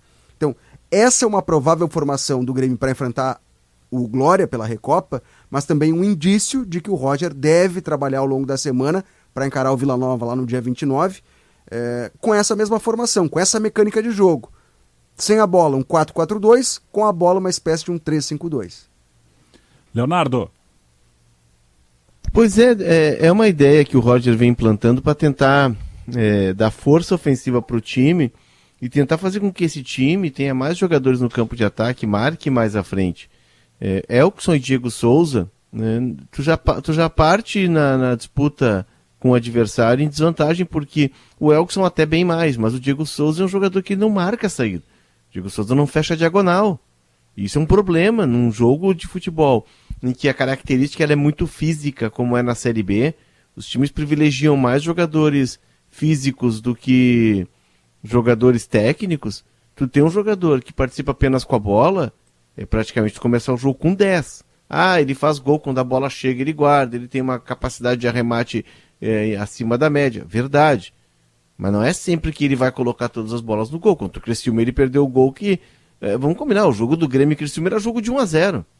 Se o Grêmio fizesse 1-0, estava resolvido o jogo. Porque depois o restante viria na sequência. O Criciúma não tinha capacidade de fazer aquele enfrentamento. Fez por deficiências do Grêmio. Então o Roger está tentando equilibrar o time e torná-lo mais agressivo. O Felipe estava falando aqui, a gente está conversando sobre isso desde o Esportes ao meio-dia, e eu estava tentando montar, Felipe, uma ideia desse time com os titulares. Rodrigues, Jeromel e Bruno, por enquanto não tem o Kahneman, né? Vila Sante, Bitelo, Nicolas. Elkson, Diego Souza e Biel. Tem uma vaga em aberto que seria talvez do Sarará, que seria esse cara num 3-4-3, quando o Grêmio atacar, esse cara pela direita, ou ele apostaria talvez, mais uma vez, ele aposta nos caras, os caras não dão resposta, voltam pro banco, ele tenta outros, aí ele vai para aqueles que não deram certo. Seria o Campaz, em vez do Sarará? Eu não sei, mas seria isso, né? O Campaz jogou pelo lado esquerdo, por dentro, mas pelo lado esquerdo, né? Como interno pelo lado esquerdo. Me chamou a atenção algumas situações. O Edilson não participou desse treinamento coletivo. Afinal, quando é que volta o Edilson? A projeção é dia 29 contra o Vila Nova. Acho que ele não deve viajar contra para a Recopa, né? Para enfrentar o Glória. Ele vai ficar sendo preparado para o dia 29. O Kahneman deve jogar contra o Glória, deve começar como titular. Depois da atividade, ele até ficou conversando com o Heverson Pimentel, que é o preparador físico do Grêmio. E uma outra situação que também me chamou a atenção é o Gabriel Silva. O Gabriel Silva participou do treino, mas compondo o time de transição. Ele não era desse time reserva, ele não está nesse time provável que vai enfrentar o Glória, ele estava no time de transição. Ele, Ricardinho, Kevin Querrada, enfim, outros jogadores, que devem compor o elenco, a delegação que vai para a Vacaria. Mas me chamou a atenção o quanto o Gabriel Silva perdeu espaço. Pois é. O Grêmio vai enfrentar o Glória e depois o Vila Nova. E vai jogar na rodada já sabendo, né, da sua situação, se poderá voltar ao G4 ou não, porque ele entra em campo apenas no próximo domingo. Bom, nós tivemos o diretor de futebol do Grêmio, Sérgio Vasques, participando do Show dos Esportes na última sexta-feira e já confirmando a contratação do Guilherme. E um outro jogador que se fala próximo de voltar para o Grêmio é o Tassiano. Não é uma negociação tão clara e tão simples assim, mas a verdade, Felipe, Leonardo, Maurício, é que eu noto nas manifestações, até aqui no WhatsApp da Gaúcha, de que o torcedor está virando a cara, torcendo o nariz para estes reforços aí que estão se avizinhando para o Grêmio no segundo semestre. É que não é fato novo, né, Gustavo? Felipe, não é fato novo. Vamos combinar que o Guilherme é feito no Grêmio, o Grêmio o libera, ele cresce na profissão, ele vai bem no esporte, no Botafogo, ele é goleador de Série B, foi fazer o seu dinheiro fora, tudo perfeito. Ele pode dar uma contribuição no Grêmio? Pode. Mas para você chamar de fato novo para a torcida, não. E mais ainda o caso do Tassiano, que fez uma boa temporada a ponto de interessar outros clubes no exterior, mas o time dele é rebaixado. E o Tassiano, que pode vir como reforço para o Grêmio, não era titular no Grêmio do Renato Portaluppi, a não ser muito excepcionalmente. E o que é mais impressionante, o Alex Bagé que não me ouça, se você vai mesmo apostar no meio-campo, que tenha Vidia Sante, Lucas Silva e Bitelo, o Tassiano é candidato a ser titular no lugar do Lucas Silva, nesse contexto aí. É por aí, Maurício. Durante a semana eu conversei com alguns dirigentes, com o pessoal do departamento de futebol. A ideia é essa, é que o Tassiano retorne para jogar na função do Lucas Silva. Ele vai ser como uma espécie de um Bitelo pelo lado direito. Corredor a corredor. Isso, e o entendimento é que o Tassiano daria um certo equilíbrio ao meio-campo do Grêmio, com o Roger mantendo aquele sistema com 3 volantes. Acontece que conversei ontem com o empresário do Tassiano, que é o Michael Portela, mesmo empresário do Jeromel, e ele me relatou o seguinte, vou trazer no ar, já tem matéria em GZH e também já relatei mais cedo. O Tassiano está voltando para o Brasil. Acabou ontem o campeonato turco. O time dele foi goleado, inclusive na última rodada, 4-2, já estava rebaixado. Embora o time tenha sido rebaixado, o Tassiano se destacou na equipe. Ele foi titular em 28 dos jogos, fez 3 gols, se não me engano. Chamou a atenção de outras equipes, que fizeram propostas para que o Tassiano continue no exterior. Ele está vinculado por empréstimo ao Altay da Turquia até o final de junho, tem mais um mês. Só que como o campeonato acabou, ele foi liberado, está vindo para o Brasil passar férias. Ele precisa passar férias, faz 2 anos, segundo o empresário, que ele não tira férias, então ele quer descansar. No Brasil, uma vez no Brasil, ele vai ouvir as propostas, analisar o seu futuro. Só que ele está vinculado ao Grêmio, ele tem contrato com o Grêmio até dezembro do ano que vem. Mas o entendimento é de que as conversas já tinham iniciado há muito tempo para que ele retornasse ao Brasil, ao Grêmio, né? O Grêmio, foi estipulado um prazo para que o Grêmio fizesse uma proposta até para renovação de contrato, estender o vínculo dele, que não ficasse até dezembro do ano que vem. O Grêmio não avançou nessas conversas. O Grêmio, pela visão do staff do atleta, parece ter ficado um pouco na dúvida. Olha, será que traz o Tassiano, não traz? A negociação não avançou perto daquilo que se esperava, como se projetava. E agora, o entendimento do staff e do atleta é que seria interessante para ele continuar no exterior, onde ele foi valorizado e onde ele vai seguir ganhando um salário alto. Resta saber se ele vai ser comprado, se ele vai ser emprestado novamente, enfim, é uma conversa que vai ser alinhavada nos próximos dias. Mas hoje o Tassiano está mais próximo de deixar o Grêmio em definitivo do que retornar para reforçar o time no segundo semestre. Eu acho que diz muito do momento do Grêmio, né? Esse cenário do Tassiano. Isso resume bem o momento do Grêmio. Tassiano, em outros tempos, era um jogador que a torcida não queria ver na frente, não queria ouvir o nome. O Renato usava o Tassiano como lateral, como volante, como meia de articulação, por dentro, por fora, enfim, era o cara que estava sempre jogando. E ele é um cara esforçado, ele é um cara que, né, sempre se dispunha a ajudar. Tecnicamente não era a solução, mas era um outro momento do Grêmio. Hoje, o Tassiano seria sim uma solução para o Grêmio. O Tassiano poderia ser esse jogador que até permitiria ao Roger retomar o tripé no meio campo, ele sendo o espelho do Bitelo. Mas a situação do Grêmio era tão complicada que o Tassiano, que era aquele jogador que saiu do Grêmio meio que por uma porta lateral, a torcida não queria ver na frente, hoje já analisa se é melhor ir para um outro mercado, né, do que voltar para o Grêmio. E vamos combinar, o Tassiano caiu na Turquia. Ele foi o destaque do time, ele jogou bastante, mas o time dele caiu na Turquia, né?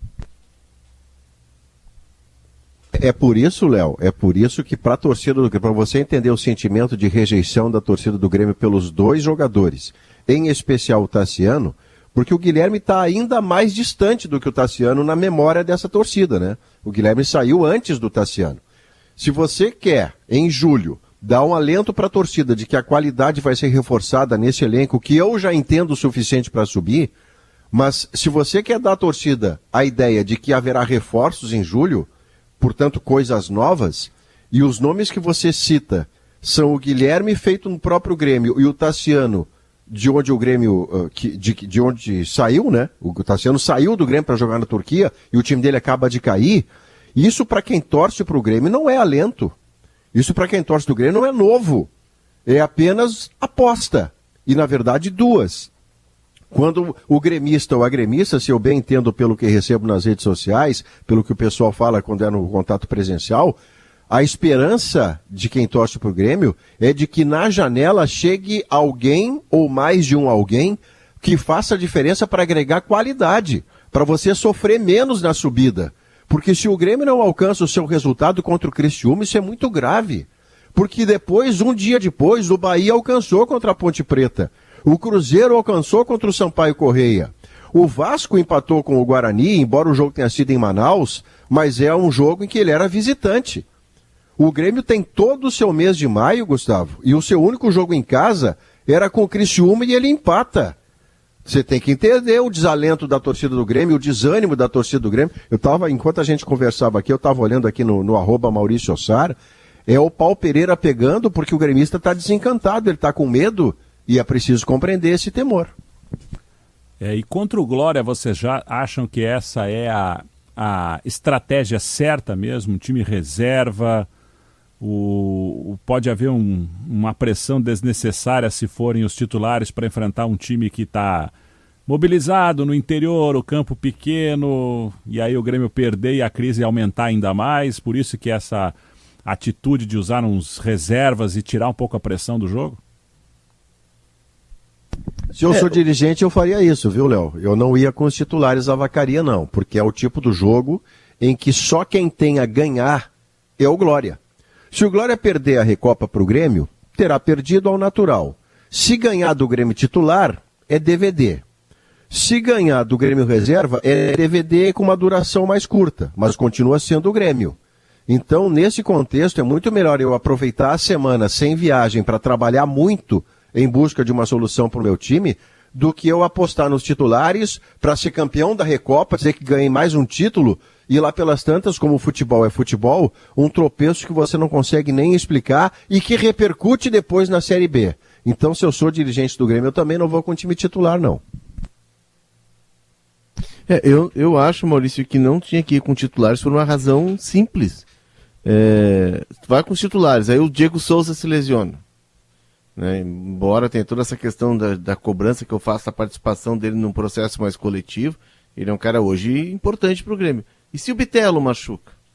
Ou o Nicolas, por exemplo? O cobertor do Grêmio é tão curto que o Grêmio não pode arriscar perder jogadores por uma competição que, embora seja importante, tem uma relevância estadual, seria importante para a comunidade do campus de Cima da Serra receber o Grêmio, né? É importante ter essa conexão com as comunidades do interior, mas o Grêmio não está com lastro para se dar o luxo de colocar aí em risco a perda de jogadores. Se o Jeromel tem uma lesão, por exemplo, o Grêmio não tem reposições, o Grêmio mal está conseguindo montar um time competitivo e aí as reposições ficariam abaixo. Se o Jeromel se machuca, o Rodrigues, que hoje está jogando na lateral direita, teria que voltar para a zaga. Aí o Sarará vai para a lateral direita, mas quem é que ele está colocando no meio? Ele está tentando encontrar uma solução até com o Sarará no meio campo. É tudo um quebra-cabeça que faltam, e nesse quebra-cabeça faltam peças para o Roger. Então não, acho que o Grêmio tem de estar tratando de uma forma correta com um time alternativo, e até está se arriscando demais. Felipe, é uma decisão tomada e que não foi modificada, né, em função do mau resultado contra o Criciúma, né? O foco é esse mesmo, do time G2, né? Isso, é o chamado G2, né? O Grêmio chama internamente, para não classificar os jogadores como titulares, reservas, terceiro time, chama de G1, G2 e G3. E isso vai se modificando, né? Até dei o exemplo mais cedo, o Lucas Silva começou a temporada como titular, ou a Série B como titular, perde o posto e agora retomou, na última rodada retomou. Então, hoje o Lucas Silva é do G1. No G2 estariam esses jogadores, Sarará, Janderson, Campas, que são aqueles que são reservas, mas que entram com uma certa frequência na Série B. E o G3 seriam Ricardinho, Kevin Querrada, jogadores que compõem o banco de reservas muitas vezes, mas que hoje estariam nesse terceiro time. Então, a delegação que vai para a Vacaria é composta do G2 mais alguns atletas do G3. E não se modificou esse planejamento a partir do tropeço contra o Criciúma. A ideia é dar ritmo de jogo, dar minutagem para quem não vem atuando. O Thiago Santos, por exemplo, e até existe uma disputa interna de ideias, tem gente que entende no Grêmio que o Thiago Santos tinha que ser titular do Grêmio. O Roger acha que não. Para o momento é o Vilha Sante, o primeiro volante. Mas o Thiago Santos, que não joga na Série B, vai encarar o Glória lá em Vacaria. Então esse é o entendimento, dar ritmo de jogo, dar minutagem para quem não tem atuado. Pois você sabe que eu escutei isso também, né, de pessoas de dentro lá do Grêmio, com essa ideia aí de ter um time mais forte fisicamente, mais trombador, mais com espírito de Série B. E o Thiago Santos, será que o pessoal acredita que com o Thiago Santos, com toda a ineficiência do Thiago Santos, já comprovada na temporada passada e nessa também, as pessoas que acreditam isso acham que o Grêmio poderia estar melhor? O Maurício, eu tenho certeza que abomina essa ideia. E o Leonardo Oliveira acho que vai no mesmo caminho também. Para mim é uma levada sofá da sala, Léo. O cara chega na sua sala e encontra a sua parceria em atividades bíblicas com outrem. E aí decide tomar uma atitude. Ele tira o sofá da sala, porque com isso não acontece mais no sofá. Mas vai acontecer de novo. O Grêmio voltar a Thiago Santos que faz sempre o melhor que pode, entrega sempre o melhor que pode, só que este melhor é insuficiente. Você imaginar que o Grêmio vai passar toda a Série B discutindo se Lucas Silva é titular ou não, e se o Thiago Santos é quem arruma o Grêmio, bom, aí realmente é muito pouco. Aí a régua baixou irreversivelmente. É que o Grêmio está numa situação que o de fora parece ser melhor do que o que está dentro. E aí o de fora entra e ele não resolve, e aí volta o que estava dentro, e aí é cachorro tentando morder o rabo. O Grêmio, o Grêmio não entendeu ainda o conceito da Série B. A Série B ela é física, nesse ponto tudo bem, né? O Thiago Santos é um cara de um jogo mais vigoroso. Mas a Série B não é só físico, porque senão ela vira o UFC. Ela tem que saber jogar, tem que ter velocidade, né? O jogo na Série B é muito veloz, o Thiago Santos ele não tem. Ele é um cara que tem sempre o bote uma fração de segundos atrás, ele comete muitas faltas. A falta no gol do Tyson do Grenal é dele, por exemplo. Então, é isso, o Grêmio precisa entender o mundo em que ele está. E o Grêmio precisaria de uma ação muito rápida no mercado para daqui a pouco encaminhar alguns jogadores que têm um salário mais alto, já que o Grêmio não tem capacidade de alongar essa folha salarial, porque ela é alta, ainda tem a paralela, né, com jogadores que estão emprestados, ou jogadores que saíram e estão pagando rescisão. O Grêmio teria que ter uma ação muito rápida no mercado para colocar esses jogadores, como o Thiago Santos, como o Lucas Silva, fazer uma pequena reformulação no grupo, trazer peças novas, peças que saibam que tem o perfil de jogar essa competição, né, que tem as características para jogar essa competição. Um exemplo, Campaz. Campaz não aconteceu aqui. O Grêmio não tem tempo para esperar o Campaz desabrochar. O Grêmio precisa do Campaz para agora. O Campaz tem mercado na Major League Soccer, por ser jovem, por ser colombiano, absorvem muitos jogadores desse mercado lá na Major League Soccer. Que se chame o empresário do Campaz e que se alinhe isso. Vamos tentar encontrar um mercado para ele, para tentar resgatar parte desse dinheiro e reinvestir no time. Porque senão, gente, não vai subir. Se continuar com essa situação de que o que está fora é melhor do que o que está dentro, o Grêmio vai seguir patinando, vai ganhar uma, vai tropeçar em duas, vai ganhar duas, vai tropeçar em uma, e aí não faz campanha. A Série B está entrando agora próximo do seu primeiro terço, e a gente já está vendo quem vai brigar pelo quê, e quem está despontando, quem está descolando. Eu assisti o jogo do Bahia na sexta-feira contra a Ponte Preta. O Bahia não jogou uma enormidade, o Bahia teve dificuldades, mas o Bahia estava empatando com a Ponte Preta, um gol acidental da Ponte, e ele coloca um jogador chamado Jacaré, que era do Ceará, que o Ceará buscou no interior lá do Campeonato Cearense. Ele entrou e mudou o jogo, porque ele tem velocidade, ele é agressivo. O Jacaré é a solução do Bahia? Não é. Mas ele é uma arma para quando o jogo estiver enroscado, o Guto lançar e fazer a diferença. Então, assim, o Grêmio precisa pensar nessas soluções e entregar para o técnico. Porque senão a crítica vai ser no jogador, vai ser no técnico, vai ser na direção, mas ninguém sai do lugar, entendeu? Legal, 2h31, 2h31, este é o Sala de Domingo, reta final do programa, vamos até às 3 da tarde, depois tem o pré-jornada com o comando do Felipe Gamba. E às 4 da tarde a bola rola para Corinthians e São Paulo. Narração do Luciano Périco, comentários do Rafael Collin, com o Felipe Duarte nas reportagens e a Valéria Possamay na Central de Esportes. Farofa Santa Massa conosco, Unimed Porto Alegre, Calçados Pegada, Rede de Farmácia São João, Estil e Trilegal, sua vida muito mais trilegal. Já é tradicional aqui no Sala de Domingo, né, a gente chamar os nossos ouvintes e os internautas para acessarem o Instagram de Esportes GZH e votarem nos lances da rodada de Grêmio e de Internacional.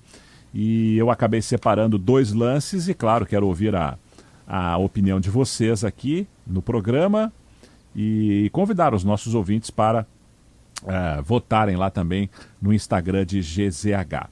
No lado do Grêmio, o momento ruim, as 3 rodadas sem vitória na Série B, ou o Roger pode fazer o Grêmio jogar mais no Inter? Já estou votando nessa... Não, deixa eu te dar um carrinho. É que porque essa parece ser uma discordância, e é que a gente está discordando, talvez o Léo diga, Maurício, está maluco? Eu não estou discordando de nada disso. Mas enfim, parece ser uma discordância que a gente leva no Sala, o Léo e eu, e mais gente envolvida no debate. O Léo não tem o elenco do Grêmio como o melhor da Série B, eu tenho. E a parte que me pega especialmente é que com este elenco, o Roger Machado deveria E o Roger não deve ser demitido, tá? Vamos deixar isso claro, não estou pedindo cabeça de ninguém, porque não peço e não pediria agora especialmente. É questão minha, é critério pessoal de trabalho. Mas o Roger já deveria sim estar fazendo este time, com este elenco, jogar mais futebol e estar dentro do G4 e não na posição que o Grêmio vive. Esta é uma tarefa do Roger, ele é o comandante, para isso que ele foi contratado, com esses jogadores. Que o Grêmio está competindo menos do que deve, eu concordo com o Léo de ponta a ponta. Que o Grêmio é um problema na hora de ser protagonista, perfeito, está sendo um problema. Mas toda vez que eu comparar o Grêmio aos demais, jogador por jogador, o treinador do Grêmio deveria estar fazendo o Grêmio jogar mais futebol e já estar no G4. Então eu te tenho um carrinho nos dois joelhos, vou tomar amarelo com advertência. Deu uma de Thiago porque Santos. o meu voto é, sim, Roger deveria estar fazendo o Grêmio jogar mais futebol com o que já tem nas mãos. Bom, e do lado do Inter, aí a coluna dele na super edição de 0 hora vai entregar aí o voto do Leonardo Oliveira. Mas de qualquer forma eu quero te ouvir mais a respeito, Léo, porque as questões envolvendo o lance da rodada do lado do Inter, Daniel merece a reserva e a noite especial de Edenilson na Copa Sul-Americana. O lance da rodada é a noite especial do Edenilson, né? E eu até escrevi isso no meu texto e convido que leiam, mais do que leiam, do que eu já ouvi fiz, né? Muito bom. Maurício, que reflitam e discutam e levem isso para fora, para as relações, para o dia a dia, né? Para mim o Edenilson, eu tenho já uma estradinha não muito longa no jornalismo esportivo e perto de vocês, por exemplo, que estão há muito mais tempo, que eu ouvia quando era criança, aquele papo todo, né? Mas assim, eu nunca tinha visto... Tinha cabelo ainda, né? Bastante. E fazia barulho, mas enfim, são outros tempos. Mas assim, eu nunca tinha visto um jogador fazer 2 gols numa vitória de 2-0. Um dos gols, inclusive, com o pé que não é o pé preferencial dele, um pé esquerdo, um golaço.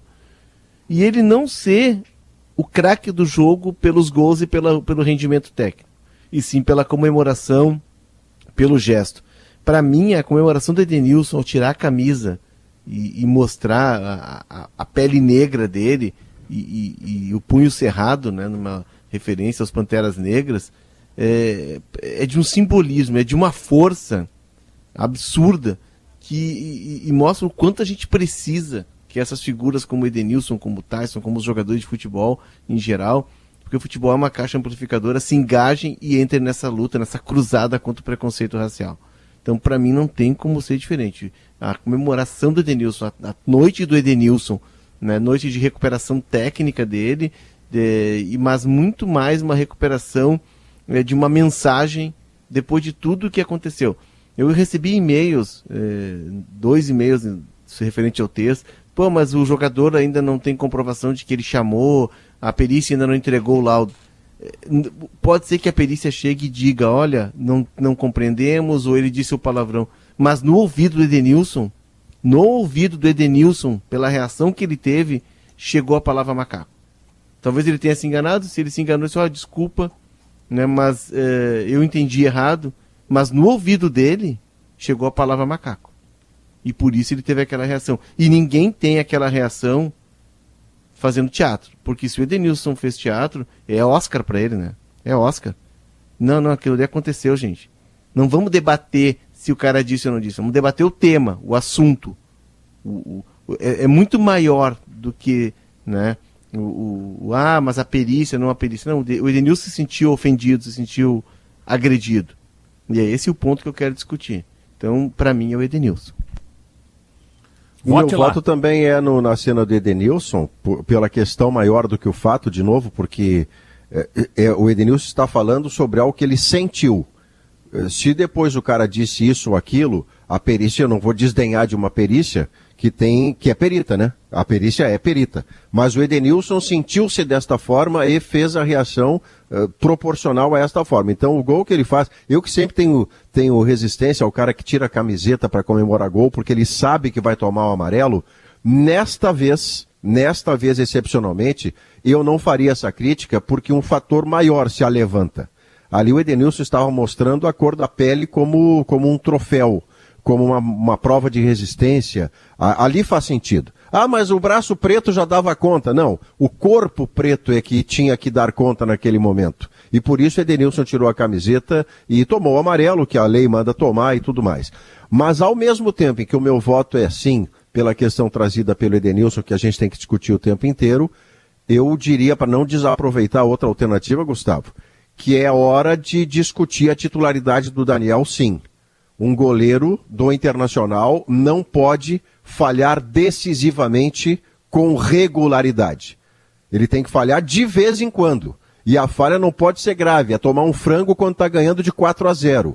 Agora, quando você falha contra o Globo na Copa do Brasil e começa uma eliminação, quando você falha no Grenal de 3-0 na sua casa, o segundo gol é falha dele. Quando tem gols que você vai discutindo o tempo inteiro, e o de ontem para mim é frango, essa posição tem que discutir sim. Tem um goleiro no banco que fez uma super temporada na Chapecoense, que também é formado no Internacional, e essa posição merece ser discutida, a de goleiro do Inter. Ô Maurício, ele falhou, né? Mas eu tava revendo o lance, eu até achei no primeiro momento que a bola tinha passado pelo lado da barreira. E aí teriam dois erros, que é o erro técnico, no gesto técnico dele na formação da barreira. Mas a bola, claro, não absolve do erro, mas a bola passa pelo meio da barreira, né? Mesmo tendo um jogador deitado atrás dela. É que o combo é enorme, começa no Moisés e fecha no Daniel. No caso do Daniel especificamente, Léo, é que você, a essa altura, a gente está em maio, essa altura você vai ter que puxar a conta, porque ele é um goleiro feito na base de muita qualidade, que esperou muito tempo para ser titular, que fez uma quantidade bárbara de defesas difíceis até ter uma lesão que o tirou por determinado período no ano passado. Abre essa temporada, ele é titular sem ninguém discutir, por mérito dele. Só que à medida em que ele vai tendo falhas que são graves, porque elas são decisivas no resultado final, a discussão dessa posição é legítima. Se você tem um goleiro no banco, que também é feito em casa, que também tem qualidade, que era titular da Chape no ano anterior e pegou muito, vale discutir, sim, mas você tem razão. Não é só ele que falha, tem uma barreira que se posiciona mal. E a falta do Moisés, bom, essa dispensa a legenda, né? A falta do Moisés é grotesca, né? Para dizer o mínimo, né? Um empurrão totalmente desnecessário. O Inter reclama da origem do lance, né? O ataque começa numa posição de impedimento do Cuiabá, que não foi dada pelo Bandeira, e depois o VAR não pode revisar, porque é um lance de falta, né? Se talvez tivesse acontecido o gol do Cuiabá na sequência da jogada antes da falta, o lance poderia ter sido revisado, por mais que o ângulo da câmera ele não é o melhor para bater 100% que estava ou não impedido, mas pareceu sim impedido o jogador do Cuiabá. E depois a falta do Moisés realmente é complicado demais. O Internacional que joga terça-feira contra o 9 de outubro, no Beira-Rio, às 9h30 da noite, pela Copa Sul-Americana. Nesse momento, o Manchester City vai subindo lá no palco de premiações da Premier League para receber as suas medalhas, o troféu da Premier League. Na Itália, nós temos agora 32,5 do segundo tempo, Sassuolo 0, Milan 3. O Milan vai sendo o campeão italiano. Sassuolo é o time do Matheus Henrique, né, Gustavo? Isso. E do Juan. E o Milan tem o brasileiro Messias, o único brasileiro aí na equipe do Milan. A Inter de Milão está fazendo 3-0 na Sampdoria, mas não adianta nada, porque o Milan tinha a vantagem. Gols do Perisic e 2 gols do Correa. 3-0 para a Inter de Milão. Ainda assim a gente vai tendo o Milan campeão. Então as principais ligas da Europa ficam em 2022. Alemanha com o Bayern de Munique, França com o PSG, o Paris Saint-Germain, Espanha com o Real Madrid, Portugal com o Porto, Itália com o Milan e Inglaterra com o Manchester City. Sábado que vem, 16h, Real Madrid e Liverpool, que decisão. Vai ter evento especial lá no bar, né, Maurício? Tô nessa barca aí, que eu já fui avisado pela chefia. Foi um evento que promete bastante. Liverpool e Real Madrid com um evento paralelo lá no Gaúcha Sports Bar. No Brasileirão, tem Corinthians e São Paulo às 16h, aqui com transmissão da Gaúcha. Vamos ficar de olho também com Fluminense e Fortaleza. O Fluminense, se vencer, ele passa o Inter, joga o Inter para 11º. E fechando a rodada tem Atlético Paranaense e Avaí, o Atlético Paranaense do Felipão, contra o Avaí lá na Arena da Baixada. Eu narrei ontem, Maurício Leonardo, Juventude 0, Palmeiras 3. Claro que não se comparam os times, os elencos. O que me chamou a atenção negativamente foi a falta de competitividade do Juventude diante do Palmeiras. Foi assim, olha, um 3-0, mas parece tão ao natural assim, parece que o Palmeiras fez quando quis os 3 gols. E era um Palmeiras misto, né, Gustavo? E era um Palmeiras misto, mas agora o Juventude parece que vai sofrer mais esse ano. Mais ainda, hein? O ano passado escapou na última rodada, esse ano acho que vai sofrer mais ainda. Eu falei isso na primeira rodada, quando a Juventude ganhava do Bragantino reserva. O Bragantino tinha jogo de Libertadores, trouxe um time reserva para Caxias. Ganhava de 2-1, o lateral direito do Juventude teve cãibra nas 2 pernas, o Juventude estava com 1 a menos quando toma o 2-2. E eu disse naquele jogo, que parecia um crime, né? Pô, no finalzinho tomar aquele gol do empate. Mas era o Juventude jogando no teto contra o reserva do Bragantino e o placar final foi 2-2. Eu disse e o pessoal de Caxias ficou bravo comigo, e eu lamento, mas é uma questão de honestidade profissional. O que eu disse lá, eu vou reforçar a cada rodada. O Juventude vai ter que jogar epopeias a cada 3 dias para evitar o pior, porque ele é dos principais candidatos ao rebaixamento em 2022. E eu concordo, Maurício, eu acho que o Juventude vai ter que encorpar um pouco mais esse grupo no meio do ano. Não falta... Talvez tenha acontecido no jogo do Juventude contra o Palmeiras um relaxamento na cabeça dos jogadores, porque depois do que eles fizeram no final de semana contra o Avaí, em que com 2 jogadores a menos, nos últimos 15 minutos de jogo, enfim, viraram o jogo, fizeram 2-1 com um jogador a menos, depois tiveram um segundo jogador expulso, suportaram a pressão, e o Avaí lutando para, se ganhasse, o Avaí estaria igualado ao Corinthians na liderança do campeonato.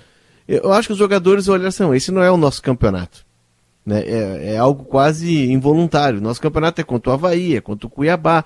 E aí houve um relaxamento, e não pode, o campeonato de ponto corrido, num time que está lutando e que vai lutar pela permanência, cada pontinho é importante. É contra o Palmeiras em casa, se for um ponto, tem um valor de ouro, né? Então o Juventude que estava desfalcado, desses 2 jogadores que foram expulsos, e que tem dificuldades técnicas, a gente percebe que faltam recursos. O Juventude vai ter que dar uma encorpada boa no grupo para poder ser competitivo na segunda parte do Brasileirão. E quem sabe fazer uma campanha com menos sofrimento. Mas o que a gente está vendo é de um time com muitas limitações. Por exemplo, hoje o titular do time é o Chico, né, que até estava suspenso. O Chico era banco no ano passado. O Chico não conseguiu ser titular do Juventude. Ele até entra na reta final em alguns jogos, ele entra bem, mas ele era do segundo time. Esse ano ele foi alçado ao time titular. Isso mostra que o Juventude perdeu qualidade. A ida do Juventude ao mercado nesse ano, ela foi inferior à ida de 2021.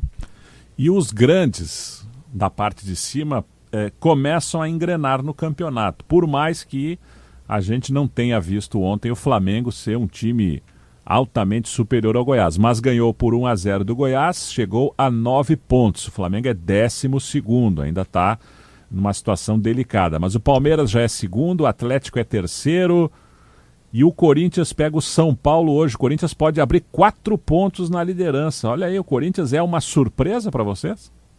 É em Corinthians o jogo, né? Isso, lá no Itaquerão. Eu vi ontem o Flamengo começar com um volante, William Arão, Everton Ribeiro de 2º, mais Arrascaeta, Bruno Henrique, Pedro e Gabigol. O Gabigol fazendo papel de garçom, jogou muito bem, foi melhor em campo. Criando muito para os companheiros. Ele saía da posição lá da frente, ficava desmarcado lá naquele fecha-tranca condomínio que o Goiás fez, e o Flamengo ganhou num lance que começa pelo Gabigol. Mas o curioso, Gustavo, é que se o Flamengo do Paulo Souza começou com um volante só e um meia de segundo, quando termina o jogo, a escalação é a seguinte: William Arão, Thiago Maia, Andréa Pereira e João Gomes. Tinha 4 caras de marcação contra o Goiás no fim do jogo. E o Apodi perdeu um gol cara a cara, né? É verdade. O Apodi recebe uma bola cara a cara. Só ele, o goleiro, ele consegue errar o gol. Era o Hugo, o goleiro, ele toca por cima. Enfim, o Flamengo vai... Eu acho que o Flamengo vai ter uma temporada de muita turbulência, de muita convulsão, que a direção vai ter que ser firme, porque ela está muito sob pressão, Só que o Flamengo quer fazer uma reformulação, mas não mete a mão na reformulação. Trouxe o técnico para fazer. O técnico tá na alça de mira. Agora teve uma entrevista atravessada dele, criou uma crise com o goleiro que está fora dos planos. A direção tem que agir. Se o Diego Alves, que é um cara importante, que é um cara bem relacionado no grupo, se ele está fora dos planos, né, já trouxe o Santos, que até se machucou, para ser o titular, o Diego Alves não pode estar no vestiário. Aí a direção tem que agir. Ou seja, é quase que uma terceirização. Paulo Souza, tu vai fazer a reformulação no grupo e te vira. Tá aqui a chave, a gente está ali no cafezinho, ali esperando o resultado final. É muito Brasil isso, é muito da estrutura dos clubes, né? Em que o técnico ganha uma projeção, uma proeminência, e o técnico acaba tendo que resolver tudo sozinho. É a rodada decisiva de Libertadores neste meio de semana. O Palmeiras pega o Táchira em São Paulo. Se vencer, vai ser o primeiro colocado na classificação geral, com 100% de aproveitamento. Convenhamos, né? Não vai perder ponto para o Táchira em São Paulo, Palmeiras, na terça-feira, 9h30 da noite. Nesse grupo, está pintando aí como terceiro colocado o Deportivo Táchira, porque o Emelec, que é hoje o terceiro, ele vai encarar o Independente Petroleiro na última rodada. Se vencer, combinado com uma vitória do Palmeiras, o Emelec se classifica para as oitavas e o Táchira fica em terceiro. Por que eu estou trazendo o terceiro colocado? Que é um possível adversário do Inter. Se o Inter se classificar, e a gente acredita que vai se classificar terça-feira, né? Nas oitavas da Sul-Americana, os 8 primeiros colocados dos grupos da Sul-Americana pegam os 8 terceiros eliminados da Libertadores. Então, o Táchira é um possível adversário no horizonte. No grupo do Atlético Paranaense, quinta-feira a decisão, o Atlético Paranaense tem ganhado o Caracas em casa para se classificar. No outro jogo, Libertad Strongest, provável terceiro colocado, o Strongest da Bolívia. No grupo C, o Bragantino, na terça-feira, tem que ganhar do Nacional em Montevidéu para se classificar e não depender do duelo argentino entre Vélez Sarsfield e Estudiantes. Então, desse grupo aqui, o possível terceiro colocado está indefinido. Pode ser o Bragantino, pode ser o Nacional de Montevidéu e pode ser o Vélez Sarsfield. No grupo do América Mineiro, o América Mineiro joga em Sangolquí, região metropolitana de Quito, contra o Independente Del Valle. O América tem que ganhar para ser o terceiro colocado. Ele já não tem mais chance de se classificar para as oitavas. E o Atlético Mineiro pega o Tolima, o provável classificado aqui nessa fase, ou desclassificado, né, seria, que vai para a Sul-Americana, seria o Independente Del Valle. Corinthians e Always Red na quinta-feira, decisão em São Paulo. O Corinthians ganhando está classificado. E o outro jogo, Deportivo Cali e Boca Juniors. Na Bombonera, o Deportivo Cali joga pelo empate. O Boca tem que ganhar. Quem ficar fora dos dois fica em terceiro. O Boca decide um título nacional hoje contra o Tigres, 4 da tarde. Título de uma Copa, né? Olha só. O campeonato seria o campeonato argentino, eles estão chamando de Copa da Superliga, porque ele é um campeonato de transição entre uma temporada e outra. Ele é mais curto, foram 14 jogos na fase classificatória, dividido em 2 grupos de 14, e tem uma rodada lá que é só de clássicos. E aí teve tudo aquilo, Maurício, que o Potter, o Pedro, a turma lá gosta. Aí teve mata-mata, e o Racing, que fez a melhor campanha, tinha a melhor defesa, um dos melhores ataques, o Racing caiu invicto, perdeu nos pênaltis. Mas nessa fórmula deles, ele volta agora decidindo uma Copa que eles vão inventar na hora para pegar a repescagem, entendeu? Porque fórmula é assim, você vai fazendo lambança até que quando você menos vê... O que esse cara tá fazendo na final? Não, mas ele passou na repescagem. Mas que repescagem? Pô, tu não sabia? Tu não leu o regulamento? No grupo F, o River está classificado, Fortaleza e Colo-Colo, vaga disputada diretamente lá em Santiago na quarta-feira. O Fortaleza joga pelo empate para ir para as oitavas. E o Colo-Colo tem que ganhar. Quem sair fora aqui vai para a Sul-Americana. Que dilema o Fortaleza, hein? Porque ele não tem tamanho para Brasileirão e Libertadores. E ele está na lanterna do Brasileirão com 1 ponto só em 5 rodadas. Se ele não ganhar do Fluminense hoje, ele vai ficar muito parecido com o Grêmio do ano passado, hein? E o risco de rebaixamento é enorme, hein? Deixa eu trazer uma informação, tá? Agora, há pouco tempo, o Lucas Leiva se manifestou no Twitter, colocou um vídeo no Twitter, Grazie Lazio, e marcou o perfil oficial da Lazio. O Lucas Leiva cumpriu seu contrato com a Lazio, não deve ter o contrato renovado. ficará livre no mercado. A partir de julho ele pode fechar com qualquer outro time. Tem muitos torcedores que estão pedindo o retorno do Lucas Leiva para o Grêmio, tá? Isso pode mudar, é uma percepção de momento, informação de momento, um retrato de agora. O departamento de futebol do Grêmio, a direção do Grêmio, não pensa em repatriar o Lucas Leiva. E alguns dos motivos que me foram dados. Primeiro, alto custo. É um jogador que está há mais de 10 anos na Europa, ganhando salário de nível europeu, e o Grêmio, querendo ou não, é um time que está, um clube que está na Série B. A folha salarial do Grêmio já é a maior folha da Série B, 10 milhões. O Grêmio quer reduzir custos, não agregar mais custos ainda. Então, essa é uma das situações. A outra é sobreposição de jogadores da mesma função. O Grêmio entende que já tem volantes o bastante no elenco e que não é por aí que ele tem que se reforçar. Teria que trazer jogadores do meio para frente, meias, atacantes, daqui a pouco até mais um lateral, mas não um jogador para a função de volante. Lembrando que o Lucas Leiva, na Lazio, treinado pelo Maurício Sarri, jogava como um primeiro volante. Então, no Grêmio, ele chegaria para disputar a posição, ou possivelmente ser titular, numa função que tem já Vilha Sante, que é o dono da função, primeiro volante, o Lucas Silva, que também pode jogar por ali, Thiago Santos, Fernando Henrique, Vitor Bobsin. Então o Grêmio entende que já tem jogadores para essa função, mas a informação do momento é Lucas Leiva se despede da Lazio nas redes sociais.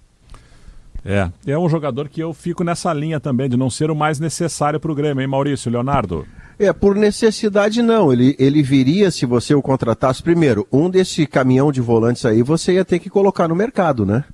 Se não, diria Medina que se trataria de uma superpopulação de volantes. Se viesse o Lucas Leiva, era muito mais na condição de um condutor, de um líder, de um experiente, como tanto que é o Roger Machado, que fala em experiência em todas as entrevistas quando o time dele se atrapalha. Vem sempre a história do grupo jovem demais. O Lucas Leiva daria liderança e experiência.